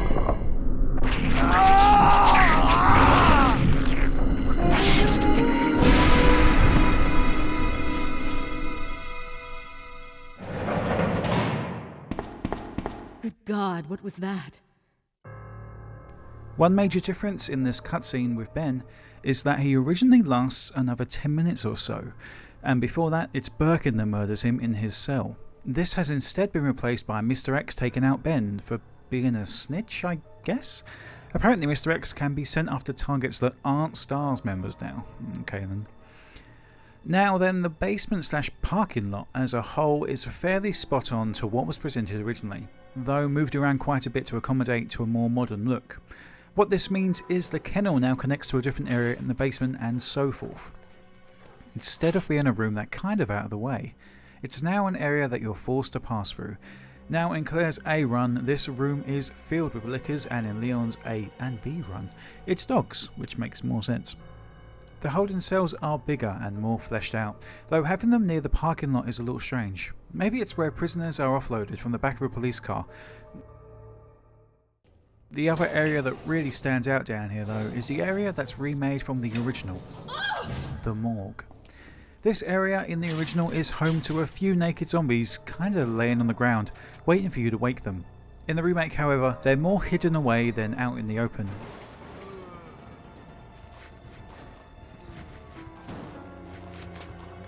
Ready to scare you instead of just standing up and being ready to attack. It would be a better scare if they hadn't already done this exact same situation in the Resident Evil 7 a few years earlier.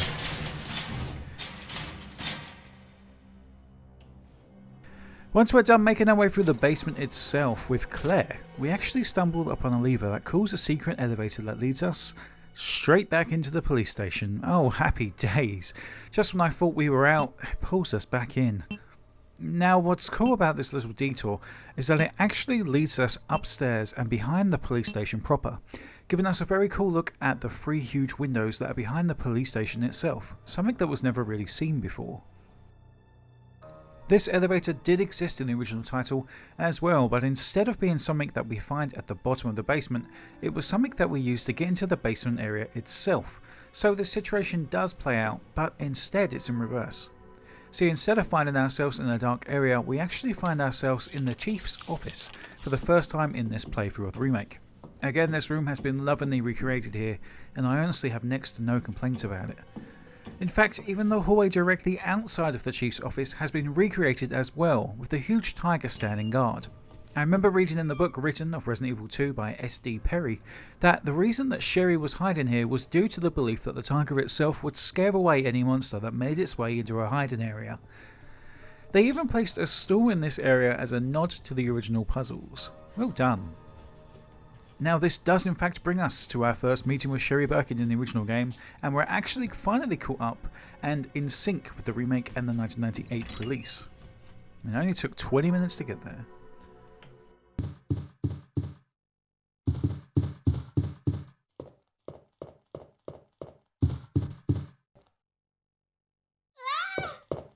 Wait! Let me go! Easy, easy there! I'm not a zombie! You're safe now.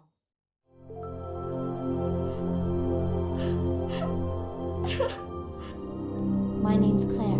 What's yours? Sherry. Do you know where your parents are? They both work at the Umbrella chemical plant, near the city limits. The chemical plant? Then what are you doing here? My mom called and told me to go to the police station because it was too dangerous to stay at home. But there's something out there. I don't know what it is, but I saw it. Much larger than any of those zombies. And it's coming after me. What was that? That's what I was telling you about. It's here. Sherry, wait!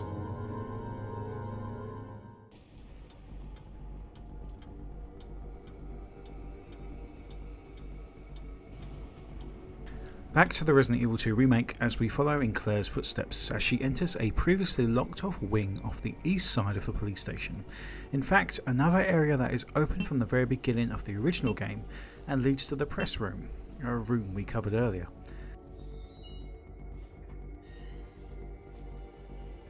Just think of all that time we could have saved if this shortcut wasn't blocked. This hallway is pretty much intact, though again missing a lot of rather nice detail that is present in the original title, making this once rather recognisable location somewhat bland and lifeless. Just another hallway, dull and colourless. When compared to the original artwork, which contains clear details on the walls and even graffiti written on the boarded up windows. But enough about the hallway itself, it's the rooms here that we've come for, and these are fairly memorable as well. Door number 1 contains a two-way mirrored piece of glass with the words "Let me out" written upon it, as well as a camera set up for interviews and a shelf in the distance with an important item upon it. This room looks great because they've just completely taken all the details from the original and put them here.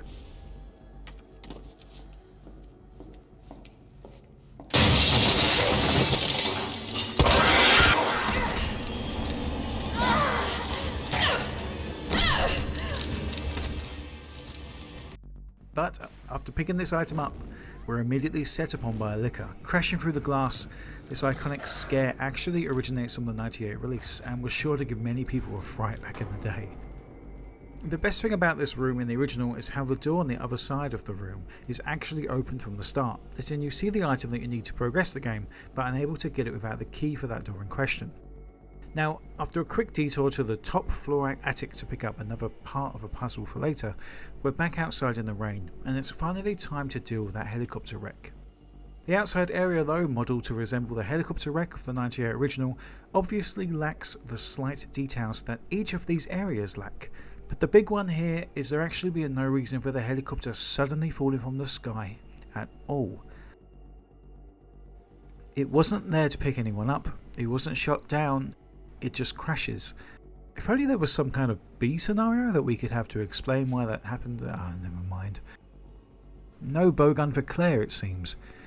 And just like that, the fire of the helicopter is put out. A full hour and a half after we would have done it in the original. But the main point of this whole segment is what comes from behind the wreckage.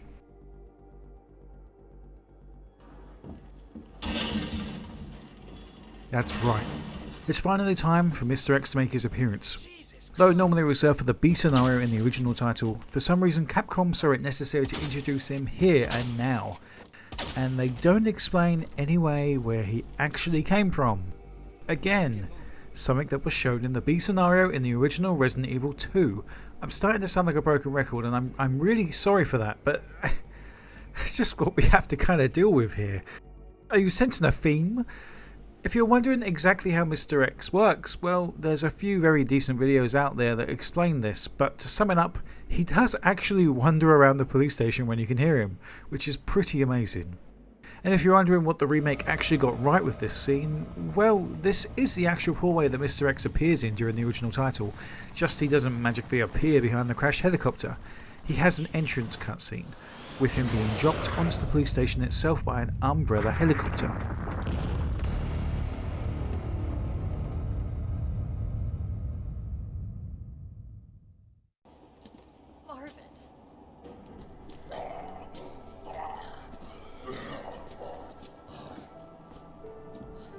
It's at this point where the game stops being fun for most people, and I can certainly see why. Upon entering the main hall, we see that poor Marvin has in fact turned into just another brainless undead. As he gets to his feet and attempts to eat us, I'm sorry. we also see that Mr. X has followed us and already caught up. Now, although a more in-depth scene didn't play out, it's still a rather sad way to say goodbye to somebody who was so instrumental and interesting to deal with in the remake. Claire's sorrowful "I'm sorry" sums up our feelings quite well. In the original title, of course, Marvin stands up to his feet and turns into the undead before our very eyes. Now, at this point in the original again, we have two main objectives for both Claire and Leon. For Leon, it's to gather up all the chess pieces to open up a doorway that leads us to the sewers, a puzzle which is actually recycled and used in the sewers itself in the remake. And for Claire, it's to gather up some weird stones to place in the chief's office in order to access the elevator which also takes us to the sewers. You see, the sewers in Resident Evil 2, the original, are our next location, and once we get there, we don't leave, we stay there for good. Claire's main objective in the remake is to get the fuck away from Mr. X, whilst also trying to find a way out of the police station in order to find Sherry. Whilst we was downstairs looking around for items in the basement, I also came across a USB key in 1998, remember that, which gives us access to the Uzi. There's also something here worth mentioning. It's a letter left from Chris Redfield, stating that he's on vacation in Europe. It's written like he's a moron, but the truth behind it is that he's apparently undercover and didn't want to make it obvious to anyone from Umbrella that may have been reading this letter. Seeing as in the original timeline, Chief Irons didn't believe Chris's story about the mansion because he was on the payroll from Umbrella himself. Now, it's even worth noting how Chris also wrote a letter to Claire shortly after, while probably in Europe. Whether he sent this or not, who can really say, but what we do know is that Claire ends up in Rockford Island in Resident Evil Code Veronica. So she went searching for Chris and somewhat finds him. Well, he finds her, but that is a long way away, and I don't even know if Code Veronica is even canon anymore, especially with the remakes. Claire's next destination is the clock tower at the top of the police station, a puzzle that is also present in the original title. Whereas that puzzle yields a quick and easy shortcut straight through to the basement itself, here the puzzle gives us a part that is needed in order for us to get into the cell we noticed earlier, locked behind the chief's office. It also creates an incredibly loud noise, which would certainly attract unwanted attention. As far as the room goes on looks, it's another dark, blue-tinted, realistic-looking room. Nothing too much here to really say about it. The original looks brown, wooden, old, it has character. We've been through this. With this part in hand though, Claire quickly backtracks to the chief's office and completes a quick puzzle to open up the fenced area. Our prize being a parking lot card, which will finally open up the next portion of the game for exploration.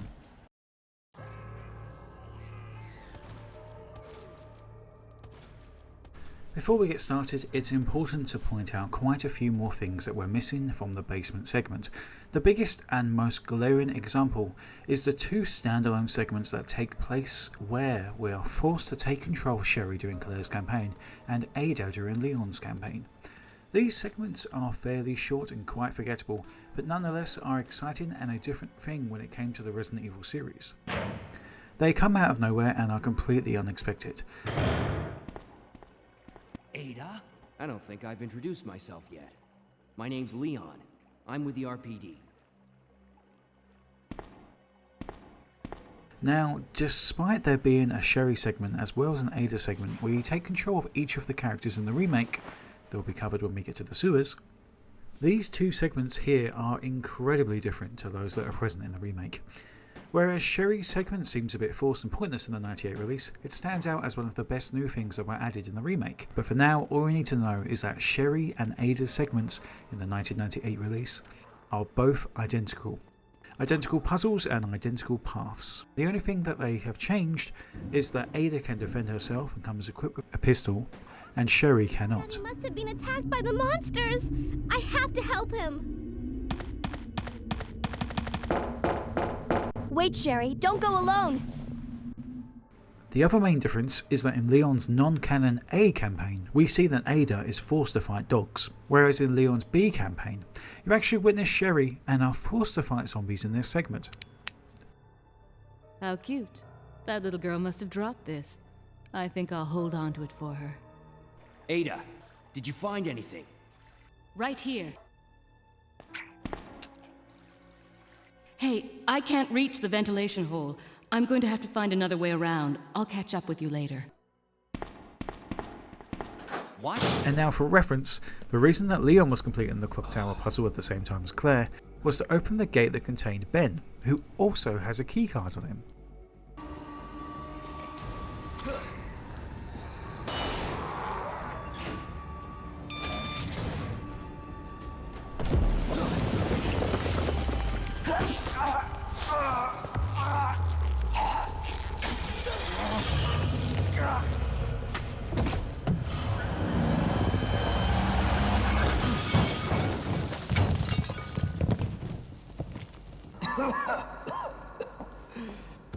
Ada, this is getting old. Saving your ass, that's twice. I didn't realize you were keeping score. Look, this isn't a game. You gotta be kidding me. Nothing dies down here.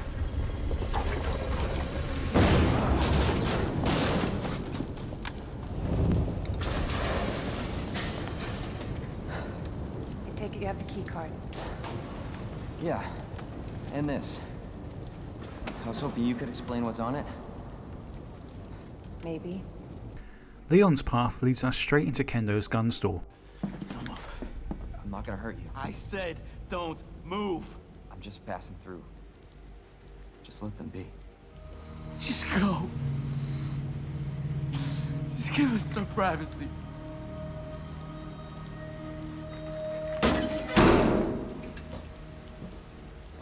My mission is to take down Umbrella's entire operation. We may not make it out. Whatever it takes to save this city. Count me in. This puts Leon and Claire neck and neck in the remake with what comes next. Though they both take the same path, what plays out is very different indeed. But before we get there, we have the excellent Sherry segment to look at next. Although the sewers are next, there's one more room left in the police station that I cannot skip over. During the B campaign, playing as either Claire or Leon, you have access to a hallway that you don't have access to otherwise. It's on the east side and leads to the basement without having to use Chief Iron's shortcut. In the original title, this hallway is destroyed, with every window shattered and nothing but darkness flowing in from the outside. The walls are a strange green colour, highlighting the strange art style and again looking rather reminiscent of the original Resident Evil's mansion. At the end of the hallway lays a stairwell to the basement section, as well as one more door at the end of this corridor. Inside this door is another strangely decorated room, with the walls covered in green wallpaper as well as a beige ceiling underneath. The wallpaper actually contrasts to the lockers incredibly well, with both being the same shade of green. Now inside the corner of this room lays a dead body. His throat and abdomen have been torn out. An oddly specific description for a random dead body. Next to his corpse on the bunk bed lays a diary entry, titled Watchman's Diary. This incredibly well written diary details the descent into madness and sickness of a man who was obsessed with chess pieces, and even tries to explain why there's a door locked that requires chess pieces in the first place. It's quite the read. The file points the player toward the blue stone piece, or the night plug hidden in the cog room. It also explains the purpose of the lock in the septic tank room and how to unlock it using the remaining plugs. In the remake, honestly, they did a good job. It's almost identical to how it looks in the original. Same style of wallpaper, though the windows aren't cracked, but there's still time for that. The room itself, again, looks incredibly close to what we saw in the original. The only thing that stands out is how the lockers are now a bright blue instead of green, kind of ruining the aesthetic of the room. Otherwise, there's one new detail added, that being an Arkley Sheriff's hat on the table inside. Besides this though, I wish I had no complaints about this room, but the body's gone. The note is missing. How? Why? Why remove this incredible piece of lore? I don't understand. It doesn't make any sense. At least put something there to replace this piece of lore to try and make sense of the remake's new series of events. But that's it for the police station. Every single room covered and analysed in this series, but now it's finally time to escape the police station once and for all. Sherry's section is pretty interesting and introduces a few different elements that weren't on show before in the original title. Most importantly, introducing an orphanage just outside of the police station that is owned and funded by Umbrella. Sherry's section may be one of the first times that we use stealth in a mainline Resident Evil game, at least definitely the first time that stealth has been used in one of the first 6 games at least. Now, it's hard to analyse this section with nothing to compare it to, but it's a great little piece of character building for Sherry and fleshes out Chief Irons' character just a little bit more. In terms of an actual horrific environment, the orphanage nails it on so many levels. Creepy music, creepy atmosphere, unsettling decorations. It's almost like being back in the mansion of the first remake all over again. This whole segment is an excellent example in so many different ways. Even down to Sherry's acting throughout like a scared child with PTSD. It's incredible. Where you going, Sherry? I told you to stay put. You need to learn to listen. Leave me alone! Just please! Time to teach some manners. You little bitch! You're gonna pay for this! You little shit!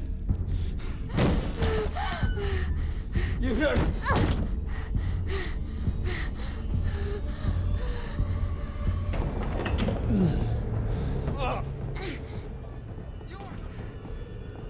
Help! Somebody, please! You stupid bitch! That's a dead end!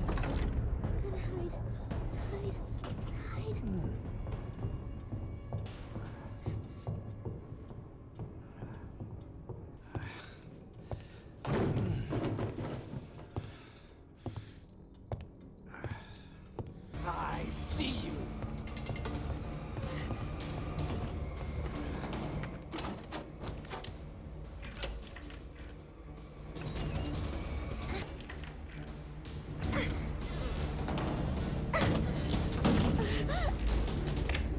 I'm coming in, Sherry!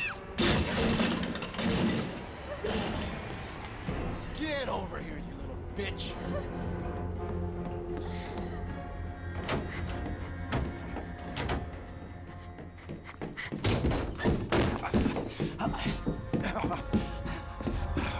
The game is over! No! Now you're in trouble! Let me go!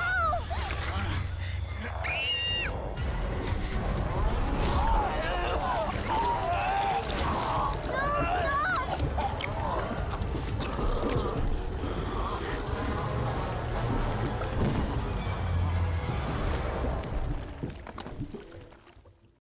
Although Sherry's scene itself doesn't give us anything to compare it to, Chief Irons' death actually does, and this is very close to what happened in the original title as well.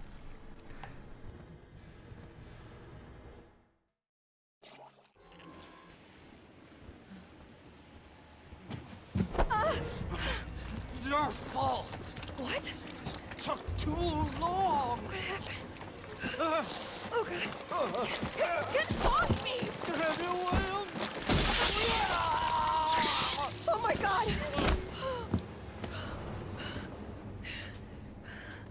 Jesus Christ!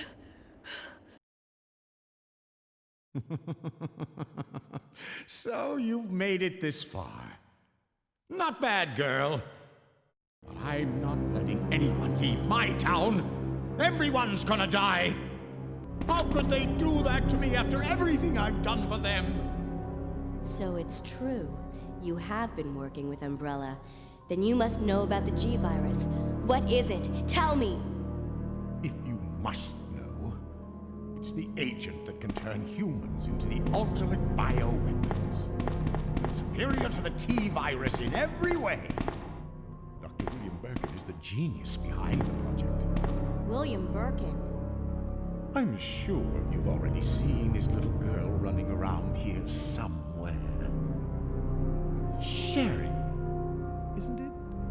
In case you haven't already figured it out. The monster that's been tearing my precinct apart is yet another product of the G virus. An ultimate bioweapon.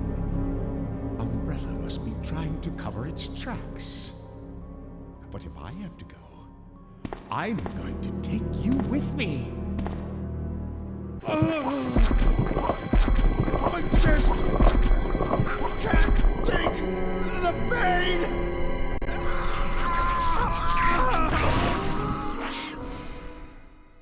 Now, as Chief Iron's death is quick and done with before Claire even arrives, it's what takes place after that starts our blood pumping once again.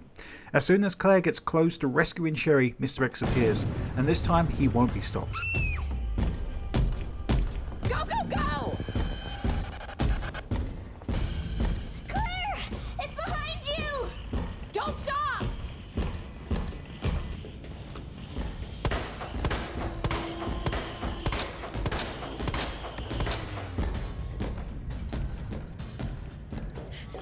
Sherry, come on!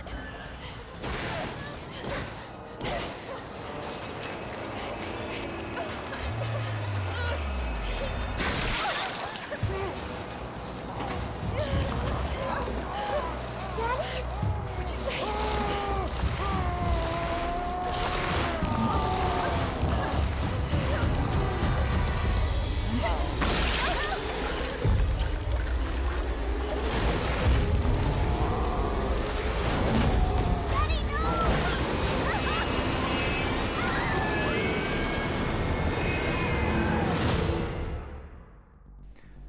To begin the sewer section, we're going to start by following in Leon's footsteps in the remake. See, after dealing with Kendo, Leon and 𝓱 make their way through the gun store and through to a shortcut that leads directly into the sewers by the main street. For this whole section, we're actually following around 𝓱, or having her follow us. This kind of calls back to a section in the '98 original which plays out relatively the same way, just with much more sass. I was there, Leon. I know. Okay? Alright. We'll do this your way, for now.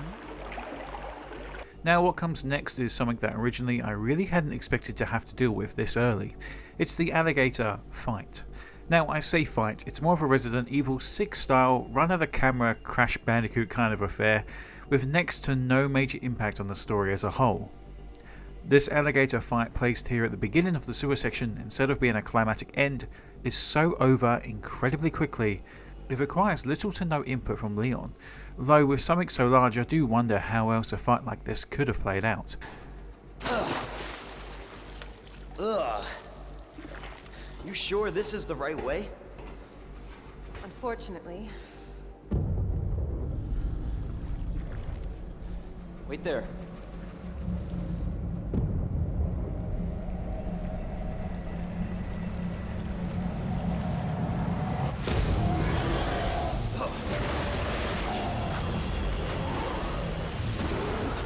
Leon! Get out of there!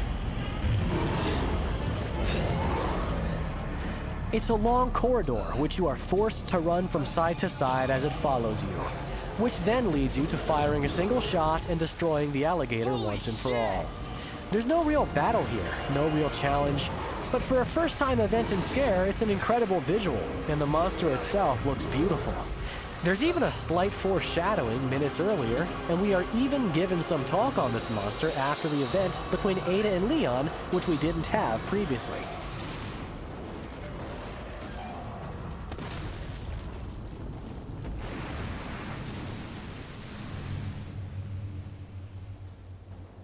Chew on that, you overgrown son of a bitch. Contrast to the original, where the fight has an actual impact on gameplay, where you can take damage, be killed easily, or even wounded. This is a very quick, if it gets you, it's over kind of thing. My main distaste for this battle is how Claire has no interaction with the alligator at all in her A or B scenarios, and was even a question I had at the end of my time playing Claire A. On top of that, its involvement in the remake creates more questions than answers, the main one being, why? Why is the alligator the only boss to make it through into the remake?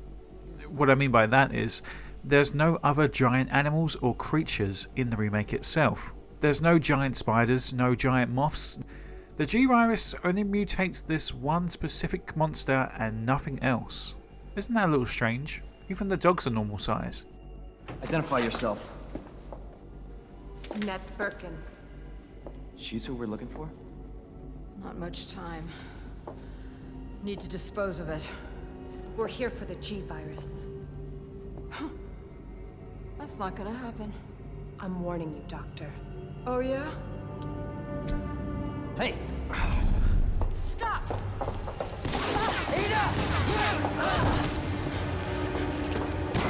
You'll never get the G-Virus! Didn't expect that from a scientist. Leon. Forget about me. Just go. Stop her before she gets away.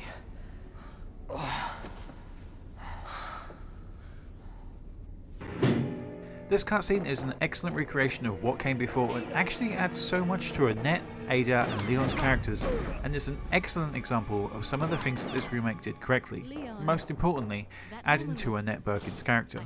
See, in the original title, Ada straight up leaves Leon to die on the floor after taking 2 bullet wounds to the chest, whereas in the remake Ada actually sees to Leon's wounds before leaving him in an unconscious state. What follows in the second of Ada's sections in the original title, though the first and only section here in the remake, this whole part is incredibly linear and resembles much more of what the Resident Evil 3 remake turns into, with a set path and set goals to play out. There's a quick reference to the giant cockroaches found in the original title, but apart from that, this segment is its fairly own piece of gameplay, following Ada around with her futuristic tech that can turn on and off power points through the walls in 1998. Now, outside of a few visual similarities, these segments are incredibly different from one another. The only thing slowing us down in this part are the zombies and Ada's incredibly weak pistol, which takes a crazy amount of bullets to kill a single zombie. The next environment is entirely its own entity as well, and isn't a simple run through the sewers like we find in the original title.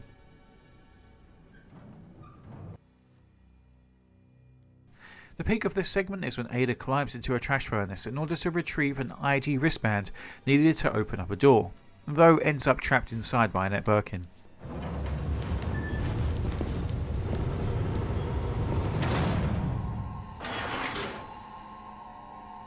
Bravo.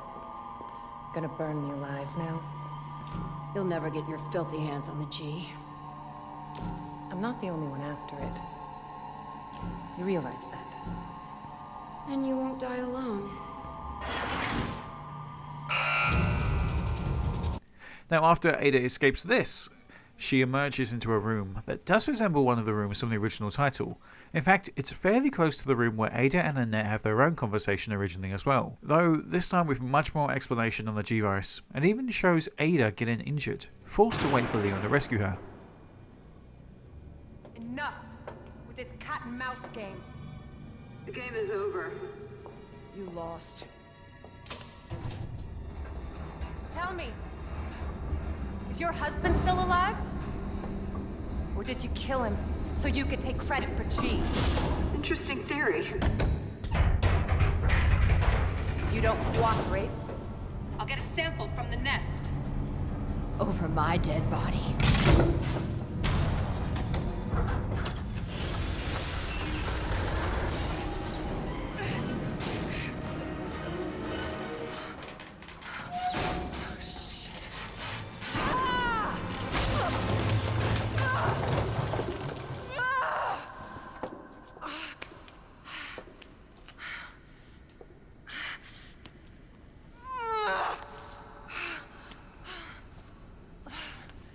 Where's Leon when I need him?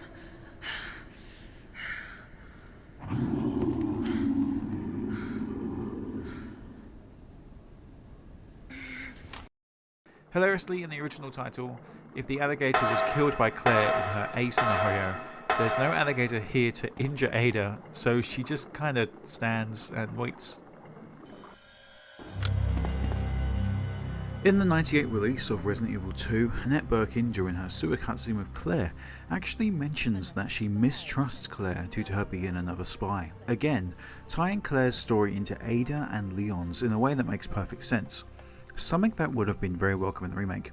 Whereas Claire probably doesn't even know who Ada is in the new timeline of events. I wonder if Leon ever actually brought her up after the incident itself. Sure, it's a tiny, absolute microscopic detail, but still a detail nonetheless. The Final Fantasy era cinematic is pretty awesome, especially for 1998. It's actually not explained how Birkin would have travelled back to the sewers themselves, creating a rather large plot hole. The virus did have to end up in the sewers though, otherwise the rats would never have had access to them. On top of all this, Claire's response to "the rats carried the virus?" like she just watched the cutscene itself is actually pretty funny if you think about it. So those rats were the carriers of the virus? In the Resident Evil 2 remake, during Claire's story, we first see 귲 as she checks in on Claire, confirming that she is in fact not infected, whilst muttering to herself in a rather psychopathic manner. She makes notes of William's destruction, commenting that the two of them have to assess the situation. She then almost completely ignores Claire, lost in her work and her fascination with the destruction of her deceased husband. Claire presses on, pushing 귲 for answers, worried about Sherry. But 귲 quickly exits the situation, telling Claire that she doesn't need to worry about her daughter. A rather interesting first meeting between these two compared to the original, where 귲 is more concerned with Ada, even mistaking Claire for being a spy herself. Claire's immediate bringing up of Sherry, 귲's daughter, quickly changes 귲's tone as she becomes the worried mother that she should be, something that is obviously almost completely missing from 귲 in the remake.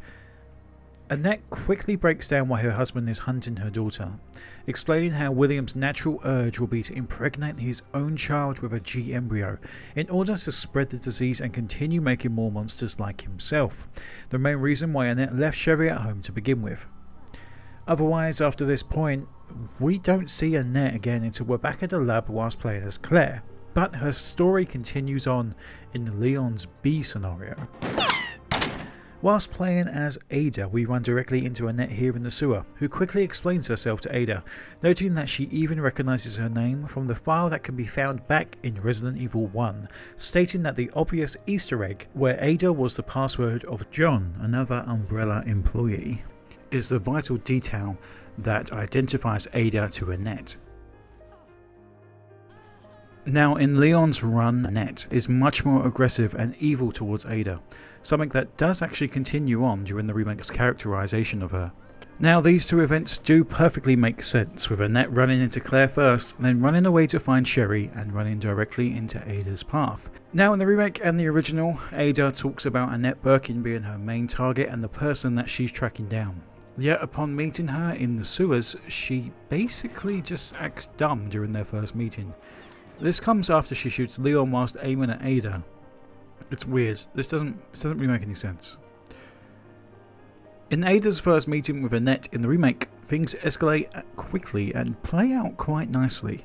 귲 is of course more focused on her work than paying attention to two cops who are pointing a gun at her and fled to the scene, putting 2 shots into Leon's chest on her way out.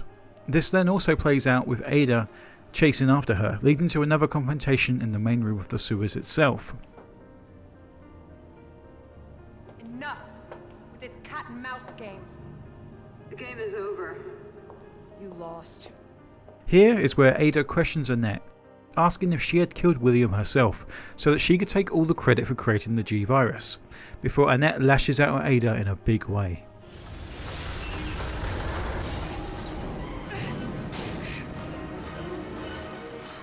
This leads us to 귲's next scene with Claire, one that takes place directly after the first one between these two characters.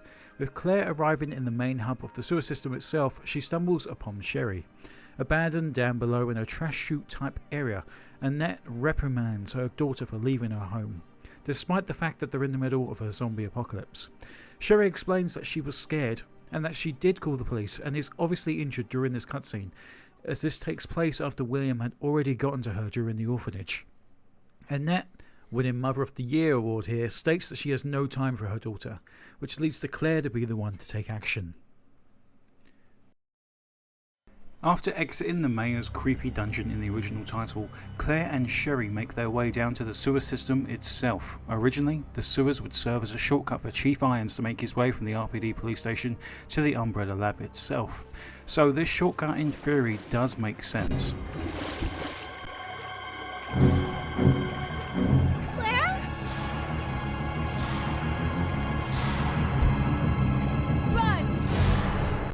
At this point in the original title, Claire and Sherry are being haunted by Sherry's dad, William Birkin, lurking in the shadows. And because this is Claire's A run, Claire hasn't actually fought this monster yet. In fact, she wouldn't face him for quite a while, that first fight falling to Leon's B scenario. And just like that, as soon as we enter the sewers, it's time for another playable Sherry section. This one is short and sweet, with Sherry running through a couple rooms and avoiding a single zombie before meeting her end falling through a trapdoor. Claire?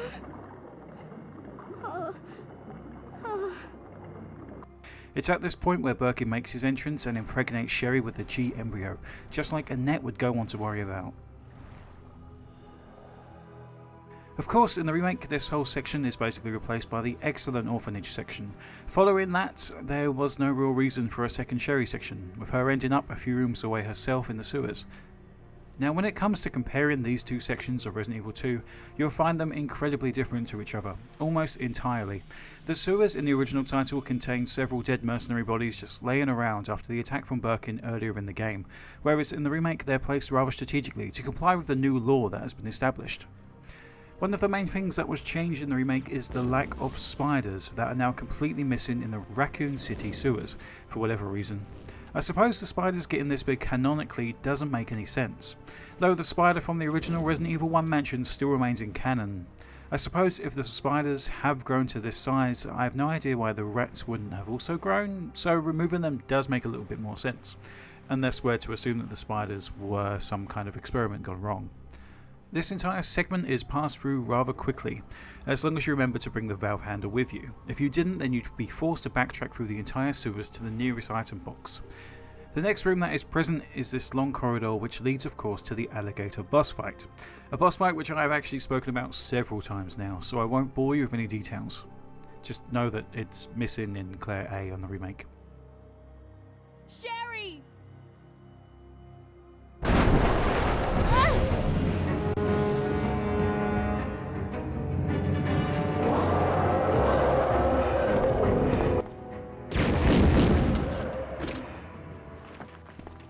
We pick up Sherry, then continue to backtrack through the sewers on our way to the cable car section, but that's about it for the original sewer location.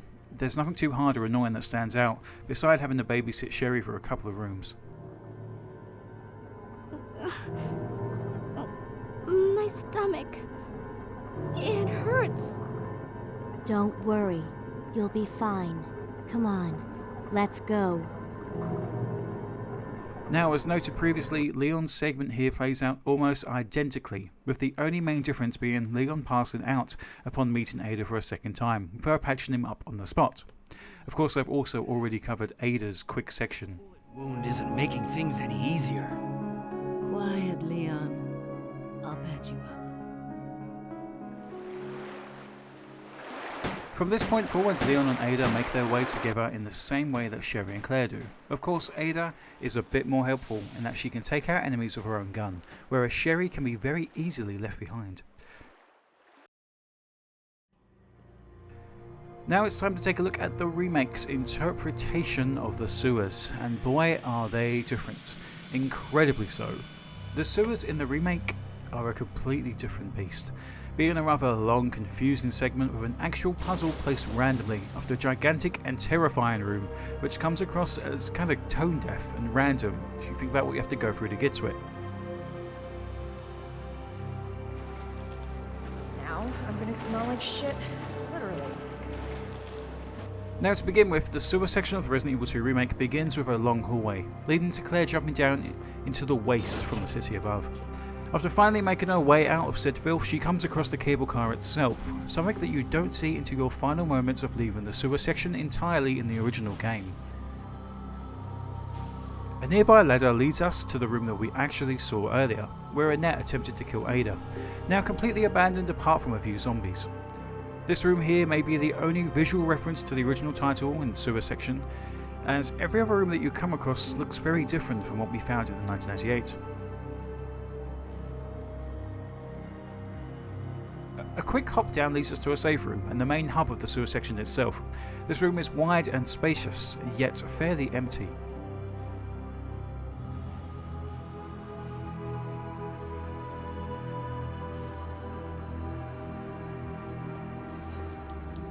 if not for a huge puzzle that now blocks our way forward. While the wall is a hint as to solve said puzzle, though it's not something we can accomplish immediately.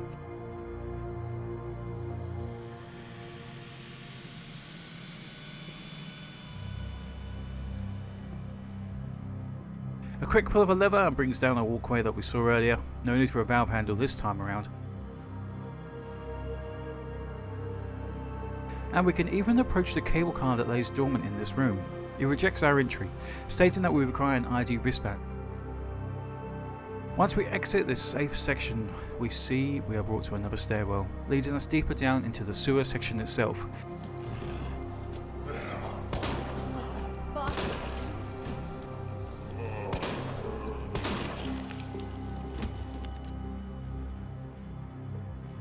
And a quick turn reveals something very foul indeed. In the depths of the sewers is a disgusting build-up of flesh, shit and blood. An incredibly atmospheric and scary looking location where Claire is forced to head through next. And just in case you didn't think it looked like Alien Isolation enough, a chest burster takes place with a monster chomping its way out of a nearby corpse. This place is creepy.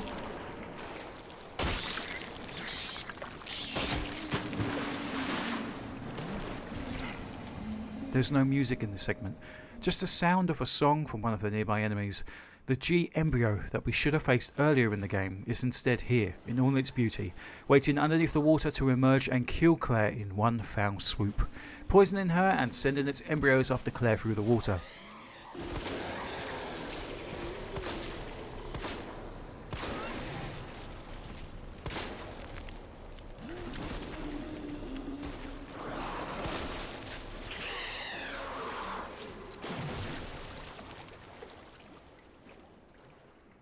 Apparently in this timeline, these embryos don't need to find family and can instead make their way inside and then outside of anybody that happen to find themselves down in the sewer section itself. These enemies have a glowing weak spot, just like William, only this time it's protected by a fleshy sack of mass, which requires you to hit before you get a clean shot at the monster itself.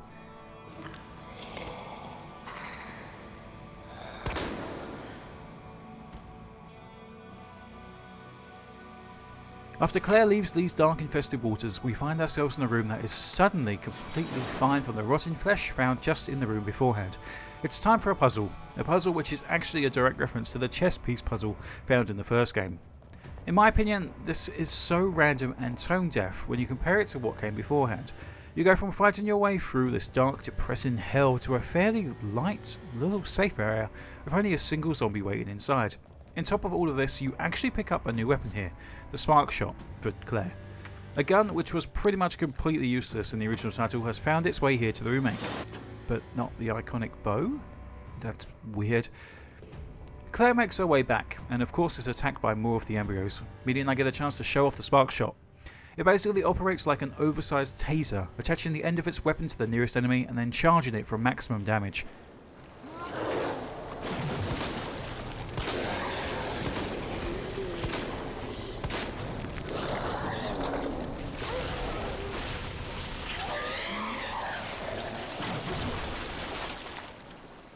The rest of this sewer section is rather plain in comparison, with a couple normal looking rooms and hallways which lead to a shortcut to the very back of the police station. This absolutely came in handy in my first playthrough, as I struggled my way through the sewer section itself and came away with not a single bullet. I had to backtrack to the police station and loot around until I came across the Uzi itself.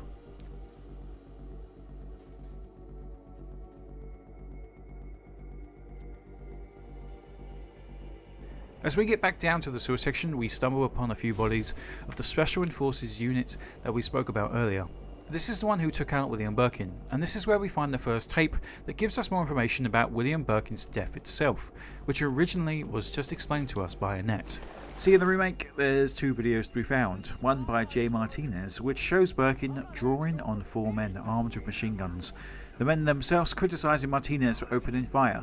And I'm honestly not sure what he was supposed to do in that situation. Birkin could have shot 1 or even 2 of them dead. Now, the first tape that we found was listed to have taken place at 11:46, and the second was at 1 AM, showing that the virus does take around an hour or so to really kick in and for William to turn into the monster that he became. Now, this second video is so confusing in the remake. Why is the Special Forces member saying over and over again, don't hurt him? On top of this, they do actually show the rats eating the virus in a way that really does make sense, so that a character would actually witness it. Now, in a later flashback, we are shown William injecting himself with the virus while sitting with 4 major bullet wounds in his chest. Now, these immediately heal, but dude, he was super dead. Come on, he was super dead. I guess he wasn't, but it's a strange oversight in my mind, because he looks absolutely dead. This new timeline of events creates a very much who shot first style situation. Of course, in the original timeline of events, Birkin was ready, gun raised, and the random item falling over was enough to get him shot by the obviously nervous gunmen that were standing before him. Whereas in the new timeline of events, William Birkin reaches for his gun in an incredibly idiotic moment when 4 guys are all pointing machine guns at him. He absolutely had no chance to survive this. He's supposed to be really smart. That's my problem with this situation. William Birkin is meant to be a really smart scientist. You know, so why would he draw a gun on 4 SWAT members? It doesn't make any sense. A quick puzzle later and we're done with the sewers in the Resident Evil 2 remake as Claire. At least that's what we assume. Upon flipping a few switches to restore power to the area, we're set upon by William Birkin, blocking our path again. This mini boss fight found here is a direct reference to a boss fight found in the original title, but instead, in that case, it's Ada and Leon on board the cable car itself, where that version of this fight takes place. After taking a few shots at Williams, he emerges from an alternative doorway to that which we entered, and begins to chase Claire with all of his fury. Alternatively, this exact same fight also takes place with Leon. Though in Leon's story, it's Ada he's attempting to rescue, not Sherry.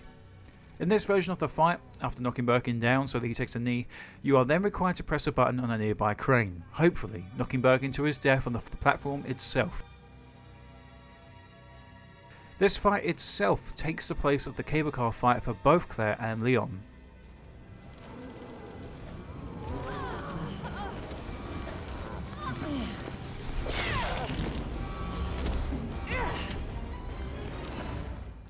Though a version of that fight is still regurgitated later on during the remake.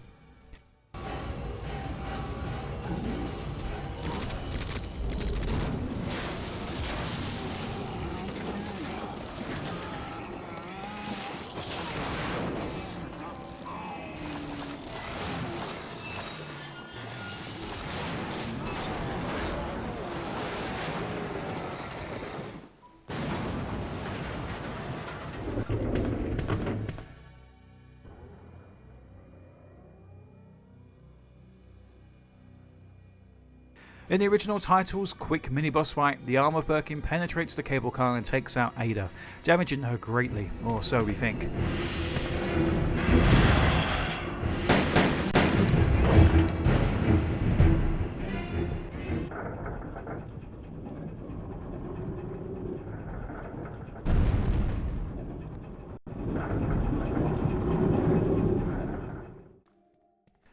Claire and Sherry's path to this area is over pretty quickly, as Claire and Sherry's journey on the cable car itself doesn't present a problem in any way. It's once we arrive at the Grand Elevator that we're greeted to another major boss fight for Claire.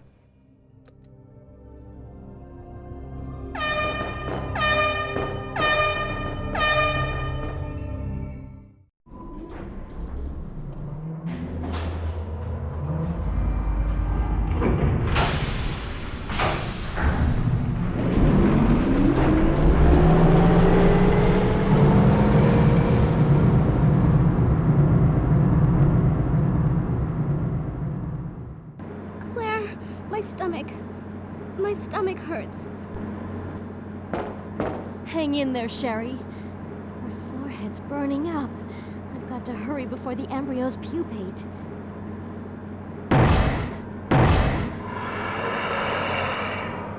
After making her way outside, Claire is immediately set upon by Birkin, Sherry's father. After all of that stalking, he has finally decided that this was the time to attack, obviously wanting to claim Sherry for himself.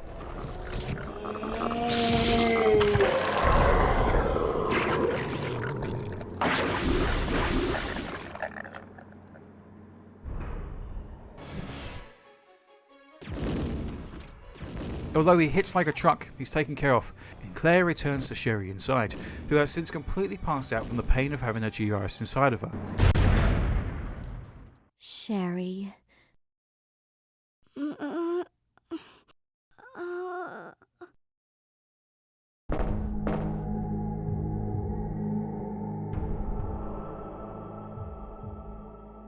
At this point, Claire picks up Sherry and carries her inside of the Umbrella Labs themselves. We finally arrived. There must be something hidden here.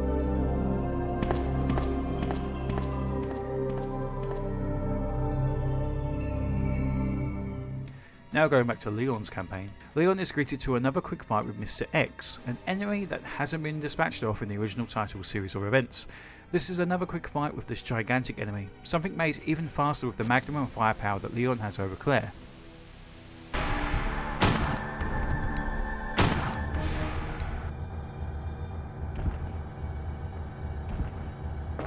Now after switching the power back onto the elevator, which will take Leon and Ada down to the Umbrella Labs below, we're greeted to another fight.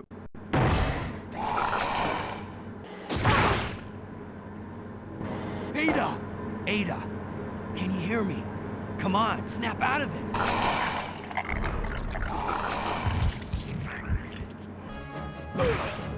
This time he's already fully mutated and ready to fight Leon, to eventually giving up and jumping his giant ass off the platform. This, of course, takes place after Claire's first fight with Birkin on this very platform, only hours earlier. With Birkin dispatched off for now, it's finally time to check up on Sherry. Claire approaches the room which holds Sherry and actually has a net over a speaker shouting out to her daughter. Sherry? Claire? To our net surprise, Claire makes her way into the room and retrieves Sherry herself, stating that she's here to help. What are you doing? I'm here to help. Sherry's been implanted. She can't be saved. Are you fucking kidding me? You're her mother. Get in here! Wait! Wait! I can treat her. In my lab. It's not far away. Mommy? Sherry, Mommy loves you, sweetie.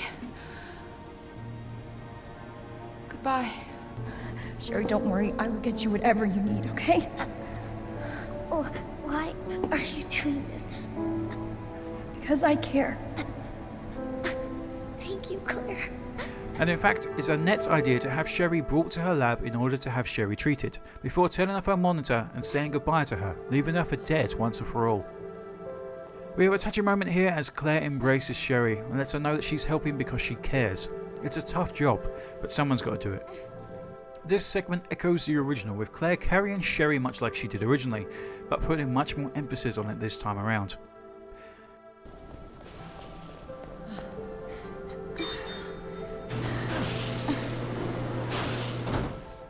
Upon entering the cable car, Sherry is happily in Claire's jacket, echoing the original as well, where Claire hands over her jacket to Sherry in this segment at the same time.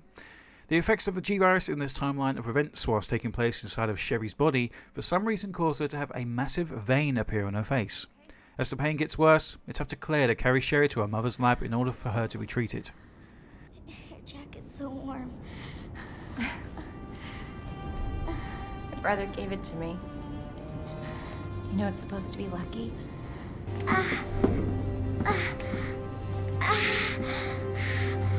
Hey, hang in there, okay? Now, arriving at Nest.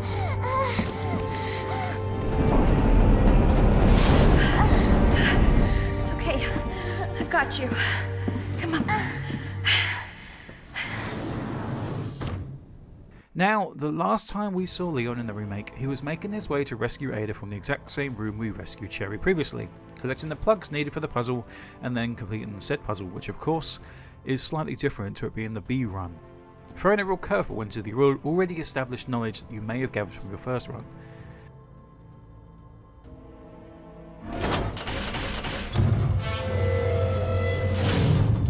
Of course, after this takes place, Leon faces Birkin, and it's the exact same fight, only a tiny bit tougher this time around as Birkin actually survives the first blow from the container.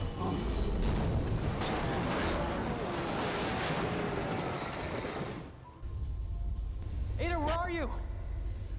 I can't get it out. I don't know if I should, I can do it myself. Just relax, okay?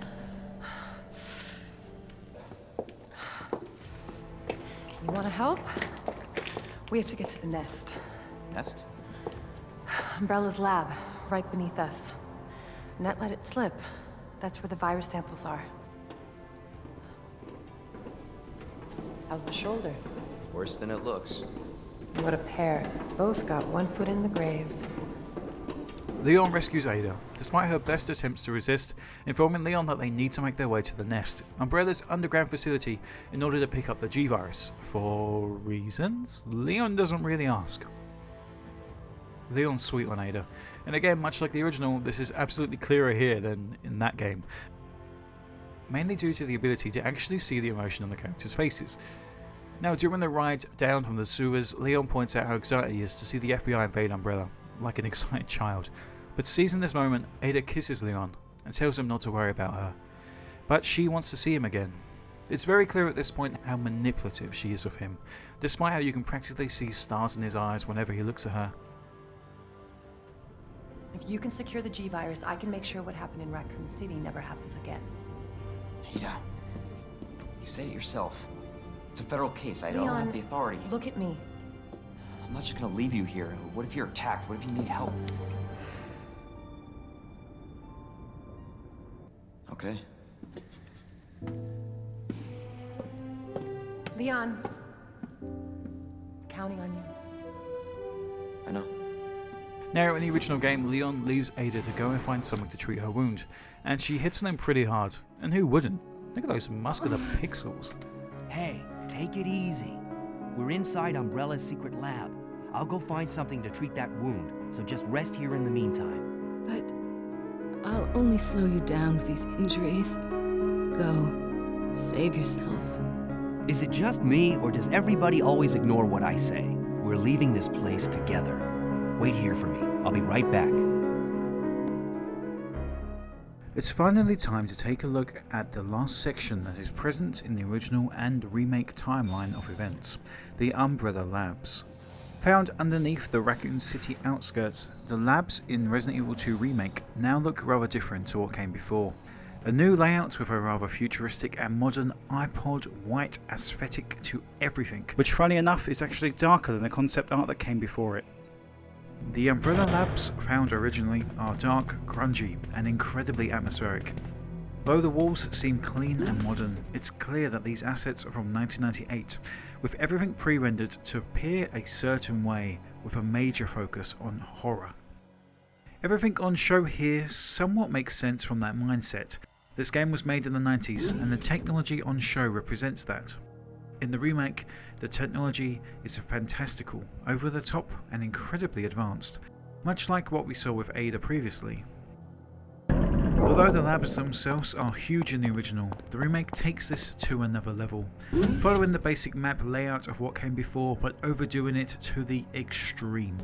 What was once a simple drop-off is now a gigantic pitfall. Fuck! Son of a bitch! The lab section itself is split into three in both games, with a whole compartment set around the plant section and the overgrowth that has taken place, and a whole section dedicated to just Annette and William Birkin's work. These sections are split up by a bridge that connects one side to the other, with an elevator right in the middle, which only seems to have one function, of bringing people down to an underground train station. Each area has a host of new enemies to fight, from a new, more aggressive form of liquor, to the normal kind of zombies that have been found elsewhere, to a new form of plant monster completely replacing the original plant enemy that was found in Resident Evil 2. These new guys are fucking assholes, with the ability to one-hit kill you if they grab hold of you and if you're not currently holding onto any kind of defense item.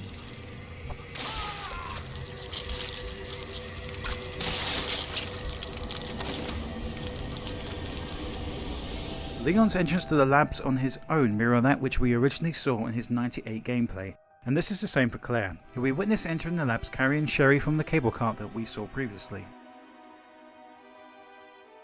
Isn't this... That's okay. You keep it. I grew up alone, but now that you're with me, I finally have someone to rely upon. Rest here for a bit. I'll be right back, as soon as I found the antidote for you. This scene here is obviously quite a lot shorter than what we see in the original, due to how long these two characters just spoke on the tram ride over. And to be fair, it's not like Sherry has anything interesting to say. Hey, Sherry, I gotta go. Now I'm going to go on a quick tangent in order to explain something here.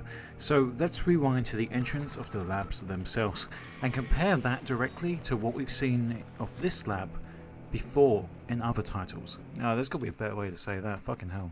So let's rewind to the entrance to the labs themselves and compare that directly to what we've seen of this lab before in other titles. Most importantly, Resident Evil 2, Outbreak and Resident Evil 0. Originally in Resident Evil 2 and in Resident Evil 0, the appearance of the labs themselves from the outside appeared to be that of a factory, in order to hide the lab itself's location. Therefore, in the remake here, having a huge Umbrella Lab signs and welcoming mat doesn't really make any sense. If you use the logic that the factory outskirt that we find in Resident Evil 0 isn't even the same as the one that's in Resident Evil 2, it's still the exact same setup and designed to trick people on the outside into not thinking that a lab is on the inside. Now sure, this huge door will stop people from entering as it's obviously very sturdy, but it still doesn't hide the fact that Umbrella are secretly working on things on the inside. I think this is something that honestly they kind of overlooked. It's very obvious that there's something going on as you approach this area from the outside. Sure, you won't immediately pinpoint that it's an Umbrella lab, but as soon as you get to those high-tech doors, you know this isn't just another factory on the outskirts of town.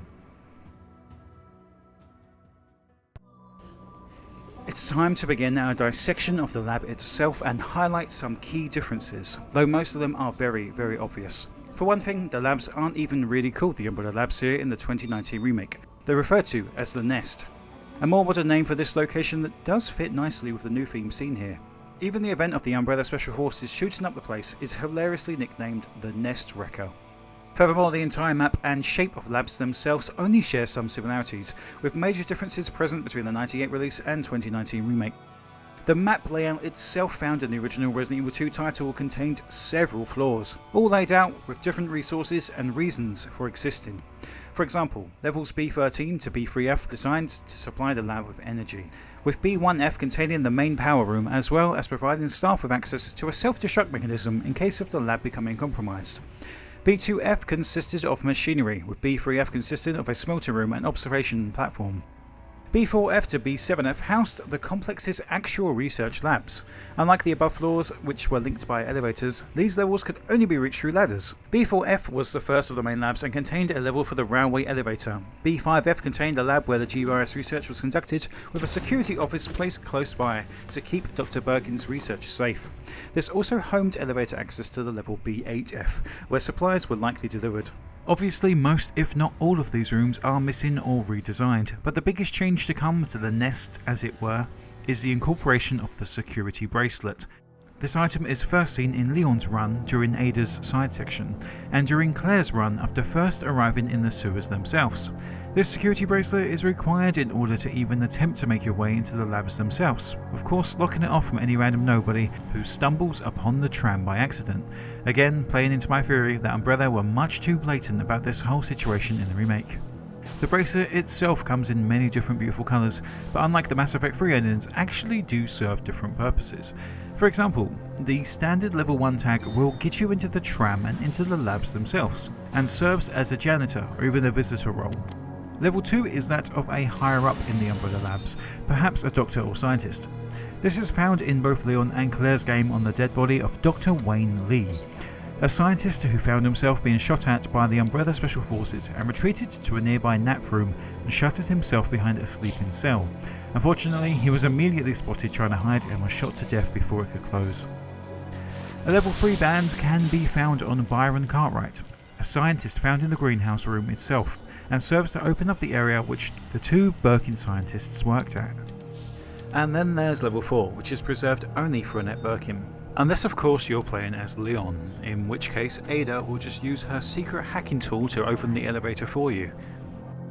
On top of trying to find the security bands, there is the presence of a frequency modulator, designed to provide power, somehow, to many different rooms around the nest itself. This is incredibly useful as it goes from a dark, grungy environment to a more normal looking, deceivingly safe place to look around between fights with the former scientists homed here. Unfortunately, it's only used in 3 locations. Something like this would have been incredibly handy in pretty much any other environment in the game. Imagine if you could flick back on the lights to certain rooms in the police station, how useful that would have been, instead of constantly running through relying on Leon or Claire's torches. Could have really breathed more life into a boring experience whilst backtracking. With its use here in the nest, we find that it is quite limited, considering the whole section is around 30 minutes before you finish the entire game. It's a cool idea, just underused. Up first on our tour around the labs themselves comes the east side. This maze-like environment has completely warped and changed based around the outbreak of the plant found inside. The infamous Plant 43, which has an incredibly different design here than what came before in both Resident Evil Outbreak and the original Resident Evil 2. What we saw in that title was a lot more gruesome and disturbing. Originally found on the west side of the labs themselves, this version of the plant had several vines and tentacle-like appendages stretching out from itself. On the body of the plant we can see what appears to also be pods. Interestingly enough, the concept art of the plant seen in this title is a lot more interesting to try and figure out, as it holds closer to the original design that we're used to. Instead, in the remake, despite a few rooms with vines and other entanglements present, the plant doesn't have much of a presence at all. Instead, the plant pictured here isn't really a plant at all, it's just a jungle environment growing out of control. It would appear that after its initial killing spree murdering scientists in the greenhouse area itself and murdering Byron Cartwright, the scientist whose security tag we're actually here to collect, by engulfing him in a mouth-like flower bud and smashing him to death against a reinforced glass window itself. Now, upon entering this environment for the first time, we find that 2 parts are actually locked away behind a code. This code, which could be considered a puzzle by people with short-term memory, is clear for you when you approach the areas that you intend on actually going through. All that's required for you is to remember said code and then type it into the machine found here. It is again worth noting that this game is set in 1998. There is technology here that is generations ahead of itself, while sitting next to computers that appear to run Windows 1995.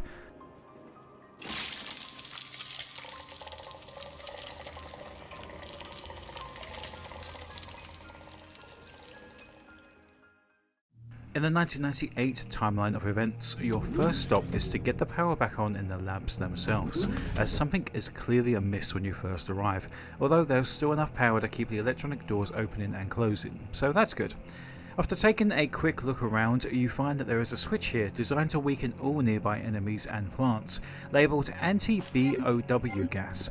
This is one of those choices that isn't really spelled out for us, but if you use it here in 𝓿𝓚, it won't be available upon revisiting this area as Leon in his B run on the same save slot. A nearby vent has some of the overgrown plant's vines, still alive somehow. Whilst playing as Leon, he can use his trusty lightsaber, but whilst playing as Claire, we can't afford this luxury. So instead we use our grenade rounds, but that doesn't work. So we have to swap over to our flame rounds and use those instead. This is pretty cool foreshadowing for what's coming up next, and kinda shows the plant's influence upon entering the labs immediately. Now, to contrast directly to Claire's A run from the remake, we of course make our way through the cafeteria and get our hands on the second level of security bracelet from our pal 𝑦𝓚. We make our way past where we left Sherry and onto the centre platform before heading east towards where Plant 43 lay dormant. Of course, this area is gigantic, perhaps even too big, especially compared to what came before. Just think of all this empty space, and if one person forgot their security bracelet or the bridge itself malfunctioned, you'd basically be stuck on one side of the bridge. That's a terrible design. The next room is again a fairly safe spot, containing an item box and typewriter for saving your game. This small room pretty much acts as a midway point for the next few rooms, as you circle through this room countless times whilst backtracking up and down the nearby staircase. Back in 1998, and unluckily enough, on the other side of that vent holds 2 liquors, mutated and a completely different colour from those that we found in the RPD. It's unfortunate that these are relatively missing from the remake, with the 2 liquors that are on show there being the same as what we witnessed beforehand. After that, we take a trip over to the east side of the labs, into the cryo chamber itself, another room that is fairly well recreated in the remake, one of a few on show in this location. Whew. Damn. Should have packed my parka.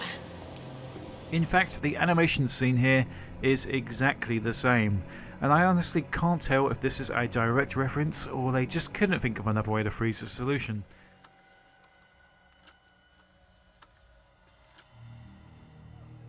Obviously, this puzzle is for Claire to turn on the main power to the facility, whereas the solution that's been frozen in the remake is now to kill the dormant Plant 43.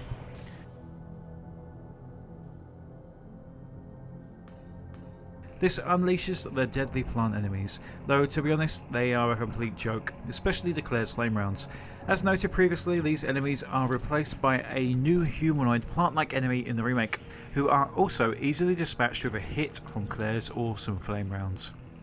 On the outside we get a look at Plant 43 itself, this horrible looming monster, with itself warped around the wall and ladder that Claire climbs down on the outside of the labs. It's honestly a shame that this awesome design was completely disregarded for the remake.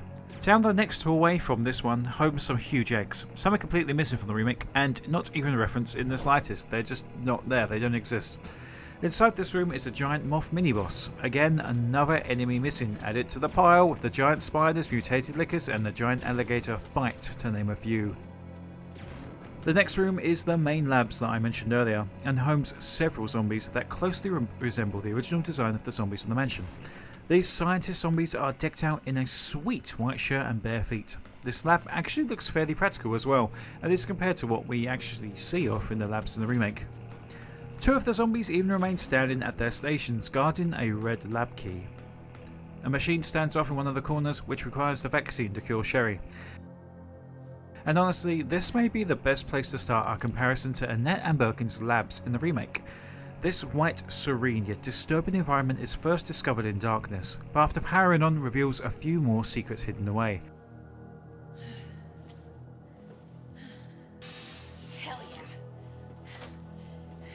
For Claire's next cutscene, the cure is hidden, though for Leon, it's surprisingly just out in the open. That was easy.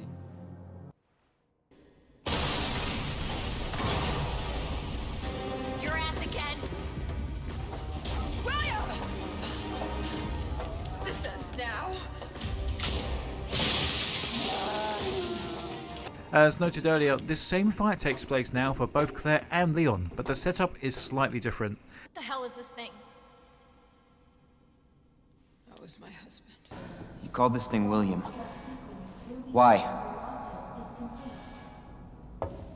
It shouldn't have been like this.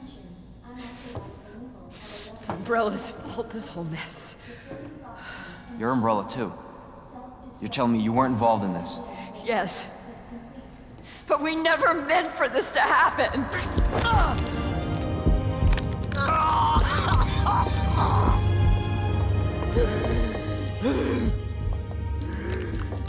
Good God, William. What have you done?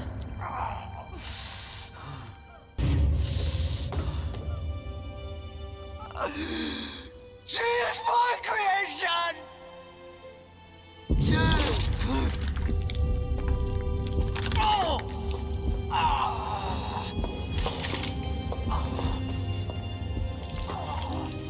William!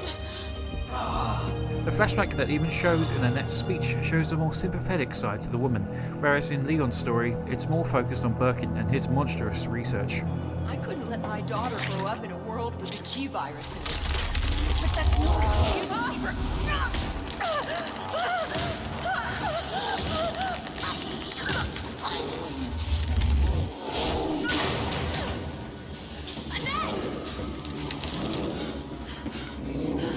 I got this.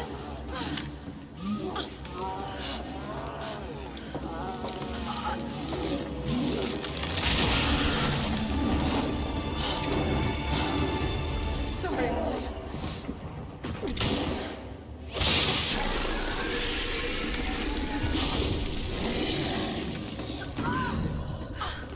No.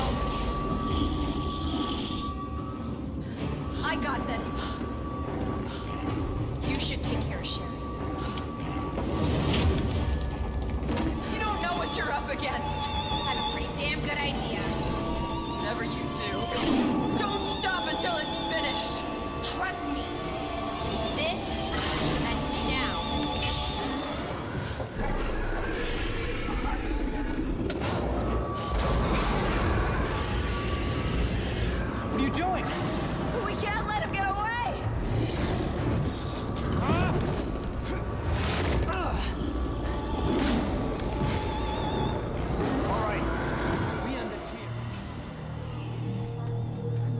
This boss fight is a fun one, basically taken straight from the original fight in the cable car room between Birkin's second mutated form and Leon B, and though this time it's taking place in a lab instead of the actual tram itself.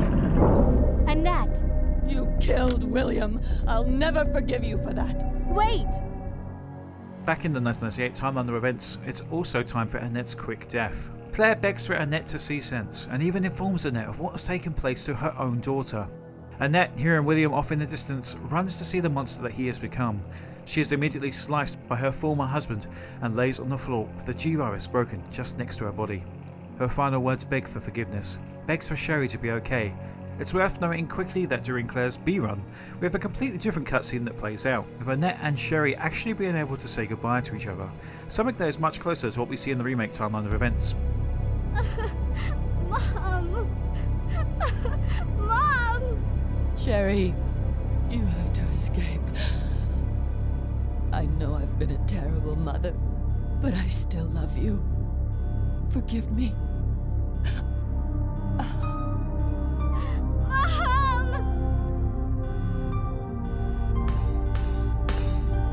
Sherry, we have to go now.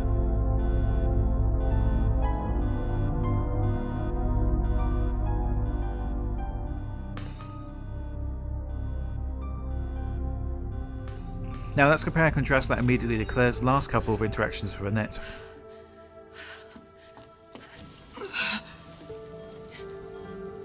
Sherry. How are you? Yes. She's free of the G-virus. Did you hear that?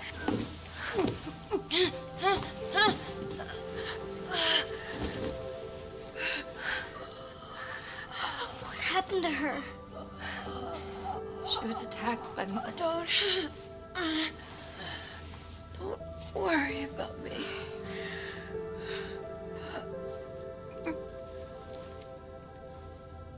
Take my daughter to safety.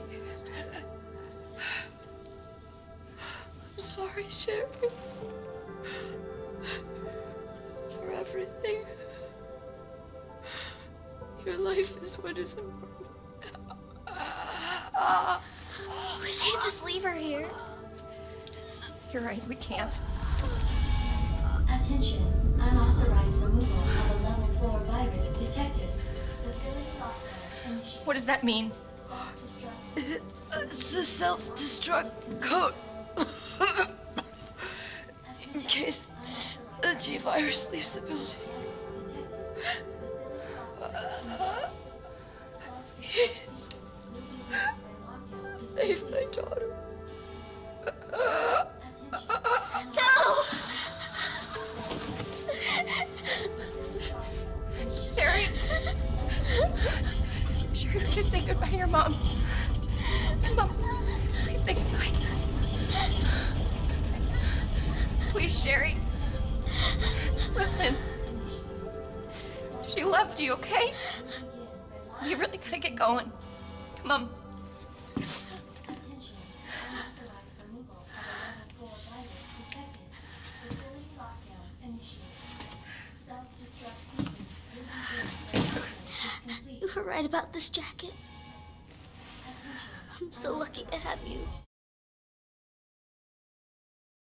Now, before we move on completely from the lab section of the original and remake timeline of events, I'd like to quickly show you Annette's death from the end of Leon's non-canonical A run of the original title.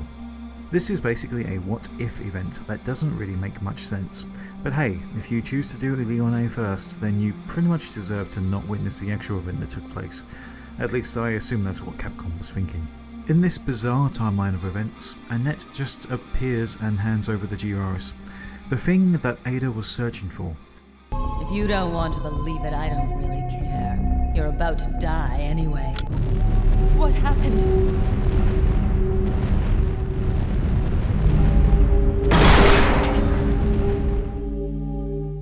She lets Leon know about Ada being a spy before Ada herself shows up just outside. I've been waiting for you, Leon. What are you doing? You know what this is about, so just hand over the G-virus. I don't believe this. Annette was right. About everything. That's why I told you to leave without me. You wouldn't listen.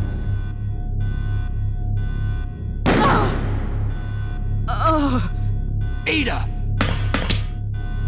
Ada! 𝕉𝕉𝕉. Too late, Leon. We both know it. No! I promised you that we would escape. Goodbye. Ada! So, this is what everyone's been dying for. This is almost shot-for-shot remade in Leon and A's last scene together in the remake, with Ada being shot here by an off-screen Annette as well. Just tell me you'll destroy that G sample. She's not FBI. She's a mercenary. Bullshit. I hope you're right.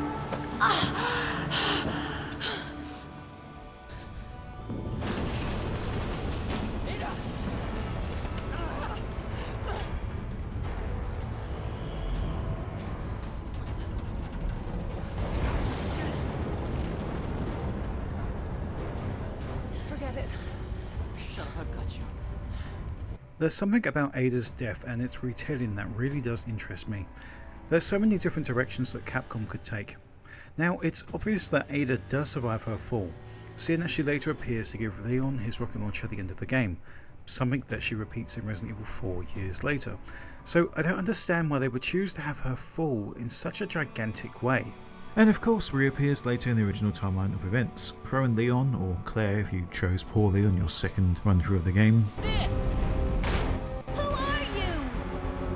a rocket launcher in order to finish off the tyrant. This is also reimagined in the remake, with Ada somehow sliding Leon a rocket launcher down an incredibly long ramp. Now, it makes no sense that Ada survives the fall. Literally, no fucking sense at all. She's dead. Super dead. There was no way that Wesker or anyone else could have rebuilt her or patched her up after such a fall. She could not have survived this. The remake have absolutely killed her off in this moment, much like the original title. Now, I suppose by going by Resident Evil 4 logic, she must have had some kind of grappling hook and just kind of saved herself. But yeah, she's super dead. Murdered my husband. I know what you're looking for. You came for the G virus, didn't you?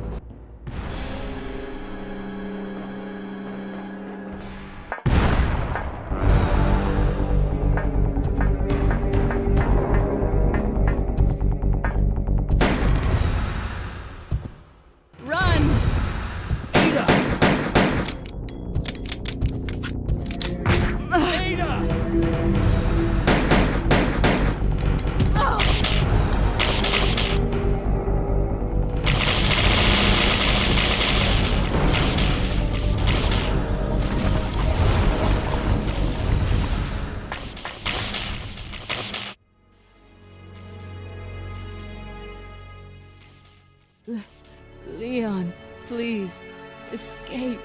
No. We're a team. I can't just leave you behind. I'm just a woman who fell in love with you. Nothing more.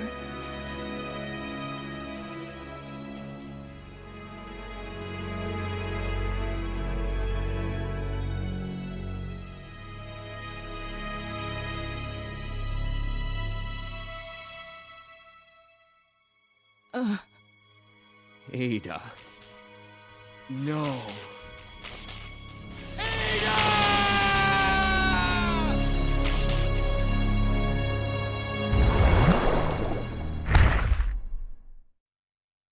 Upon viewing this ending again, I decided to look into the ending of a different title, that of Dark Side Chronicles, a retelling of Resident Evil 2.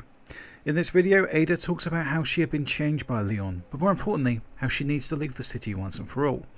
Of course, Albert Wesker is there waiting with instructions for her to leave the city, which she accomplishes by using some kind of hook to attach herself to a helicopter and leave, before the city is nuked and destroying it once and for all.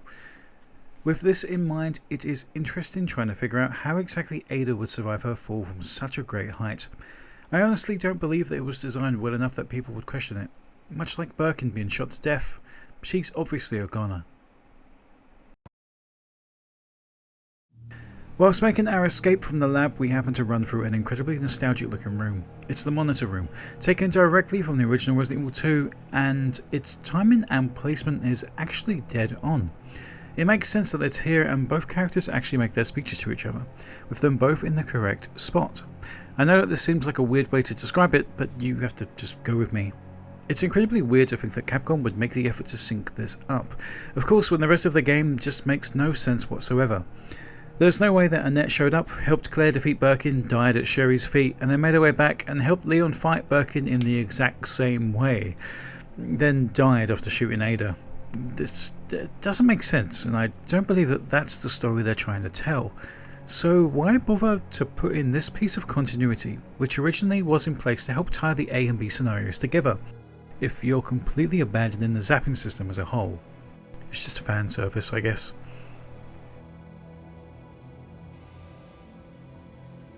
After Annette's final goodbye to each character in both timelines of events, after killing Birkin in the labs, it's time for Leon and Claire to make their escape. Claire partnered with Sherry, and Leon alone. Both must make their way through the same elevator, though are both somehow taken to somewhat different environments.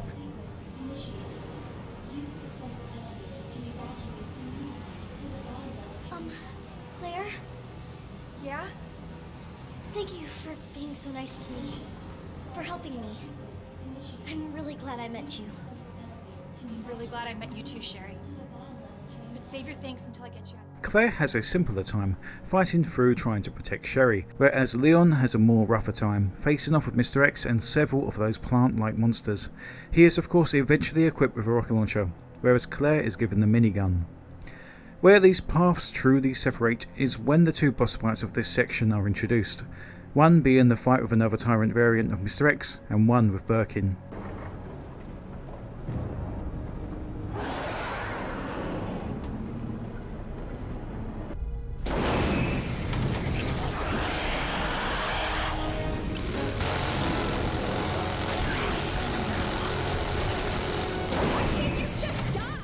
In Claire A, this is her last fight with Birkin himself, leaving the job of finishing him to Leon in the B campaign, reflecting that of the original title.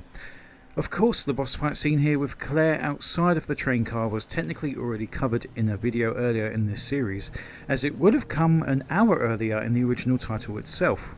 This fight originally took place when you're making your way from the labs themselves in the cable car.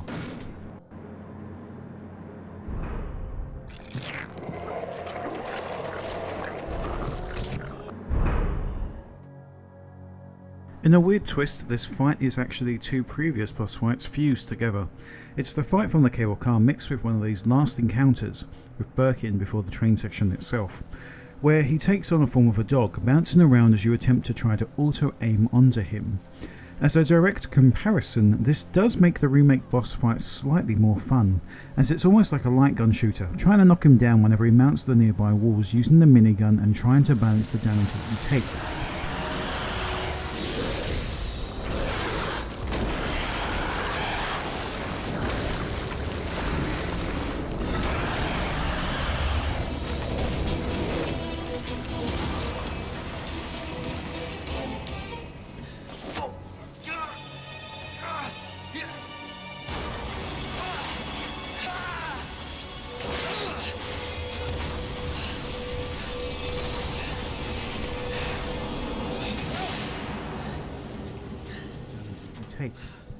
Leon's boss fight with a Mr. X variant, on the other hand, is a straight up no frills affair.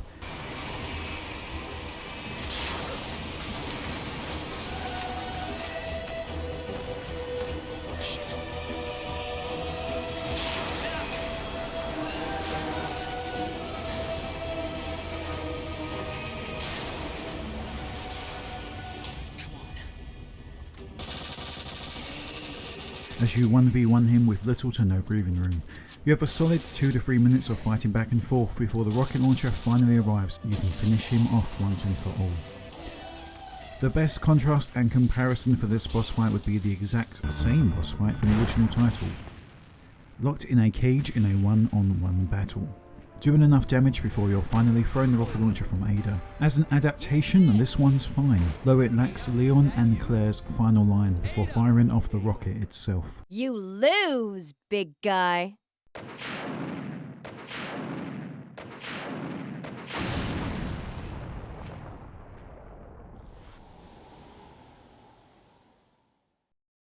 With the tyrant destroyed once and for all, and Birkin finally on his way out of Claire and Leon's life, there's nothing left to do but depart on the train waiting at the bottom of the station. It's important to note how close this is to the original title's ending, as they're incredibly similar, almost identical. Immediately after both boss fights, a cutscene plays depicting Claire and Sherry arriving at the train station, followed by Leon shortly after. This is great in telling the story and actually confirms who arrived first, something that would have been great literally at any other point in the story. Worth of note in this cutscene is Leon's "Who's this?" line, as Claire never actually introduced or even spoke to Leon about Sherry in the entirety of the remake, something that is definitely different in the original. There's even parts in the '98 release where Leon was tasked with going to pick up Sherry and carrying her to the train himself. Just like I said we would. Who's this? This is Sherry. Okay. Jesus.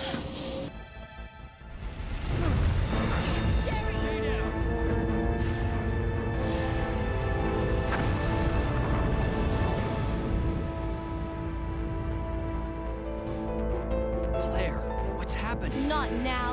Come on, Sherry, wake up. It worked! Oh, Sherry, you're gonna be okay. Thanks, Claire. It's over. No. I have to find my brother. You're right. This is just the beginning.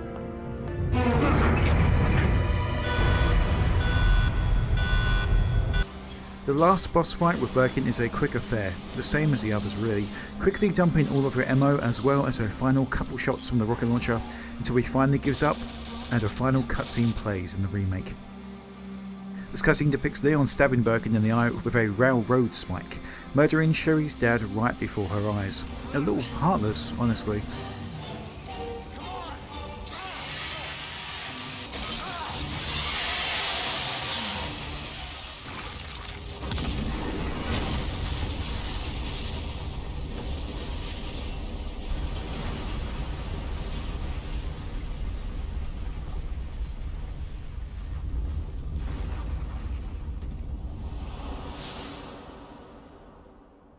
The original game kind of lacks this fanfare when it comes to defeating this huge boss. It just kind of plays out. You kill him, he dies, and the last cutscene plays. Sherry? What are you doing? We have to stop the train, right? I can do it. But come and get me. I'm right here. The exit. Are you all right? I'm okay. Where's Claire? Claire? Claire! Right here. Claire! I guess we all know it. They just won't quit. Come on, we have to get out of here. Run! Now up next comes a rather strange scene, with each character making their way down a highway along with Sherry, asking strange questions. I'd like to remind you before you watch this, she literally just minutes earlier watched her mother and father die. Her mutated father was just murdered in front of her, and her mother just died in her arms. But sure, ask these total strangers to adopt you and buy you a puppy. Again, I remind you that in this timeline she's 12. She's 12. Leon states that as a group, and they stick together, they can accomplish anything. This completely contradicts the original ending of Resident Evil 2 that is depicted in the unlockable epilogue of Resident Evil 3, in which Leon tells Claire to get lost as she's only concerned with finding her brother. Something she seems to have lost sight of here, after being told and obviously believing that he's in Europe, which he is. The epilogue, which takes place as soon as Resident Evil 2 finishes, reads, "Leave us alone." Claire Redfield couldn't believe Leon's words. "You're just looking for your brother, right?" Just go. I'll be back, I promise, she said, as she disappeared into the wilderness alone. After seeing this, I decided to check out Dark Side Chronicles again, another retelling of Resident Evil 2, which absolutely confirms this character arc for Claire. Leon states, Sherry and I were rescued by US government agents as Claire set out alone to find her brother. Obviously this is a retelling and I have no issue with Claire's new, carefree character, instead choosing to hold hands and swinging Sherry joyfully without thinking about everything she just went through. It's interesting to try and figure out where Claire's character will go from this point forward. Does this new character of hers align with her character that was seen in Code Veronica? Go into Paris in order to search for Chris? I suppose we'll have to see with this new timeline, given these characters to work with. I for one welcome a Code Veronica X remake. Besides that title and Revelations 2, Claire doesn't really have much going for her in terms of being featured after Resident Evil 2 itself. As for Leon, I could see this new, younger, less skilled future agent really coming into his own in a remade Resident Evil 4. I hope that they keep the same actor for his face, which they seem to have done, actually. Same gameplay and same voice actor, which they seem to have done, actually. Sherry, on the other hand, has a rather dark future ahead of her, used only once more in Resident Evil 6. She's practically the Rebecca Chambers of Resident Evil 2, who still hasn't featured in a main role since Resident Evil 0, which is a terrible game.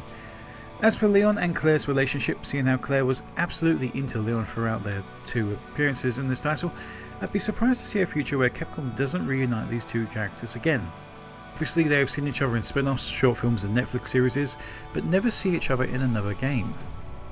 Apart from Code Veronica, where she sends a message. Leon is heard from and mentioned, and he's the one that points Chris in the direction of Claire in order for her to be rescued. What would I like to see going forward? Well, hopefully Capcom doesn't waste this potential. We've already got the Resident Evil 3 Nemesis remake, which fails spectacularly in remaking what came previously, instead going its own route and only touching on minor character traits. What Resident Evil 1 remake and Resident Evil 2 got right, Resident Evil 3 got completely wrong, but that's another video for another day.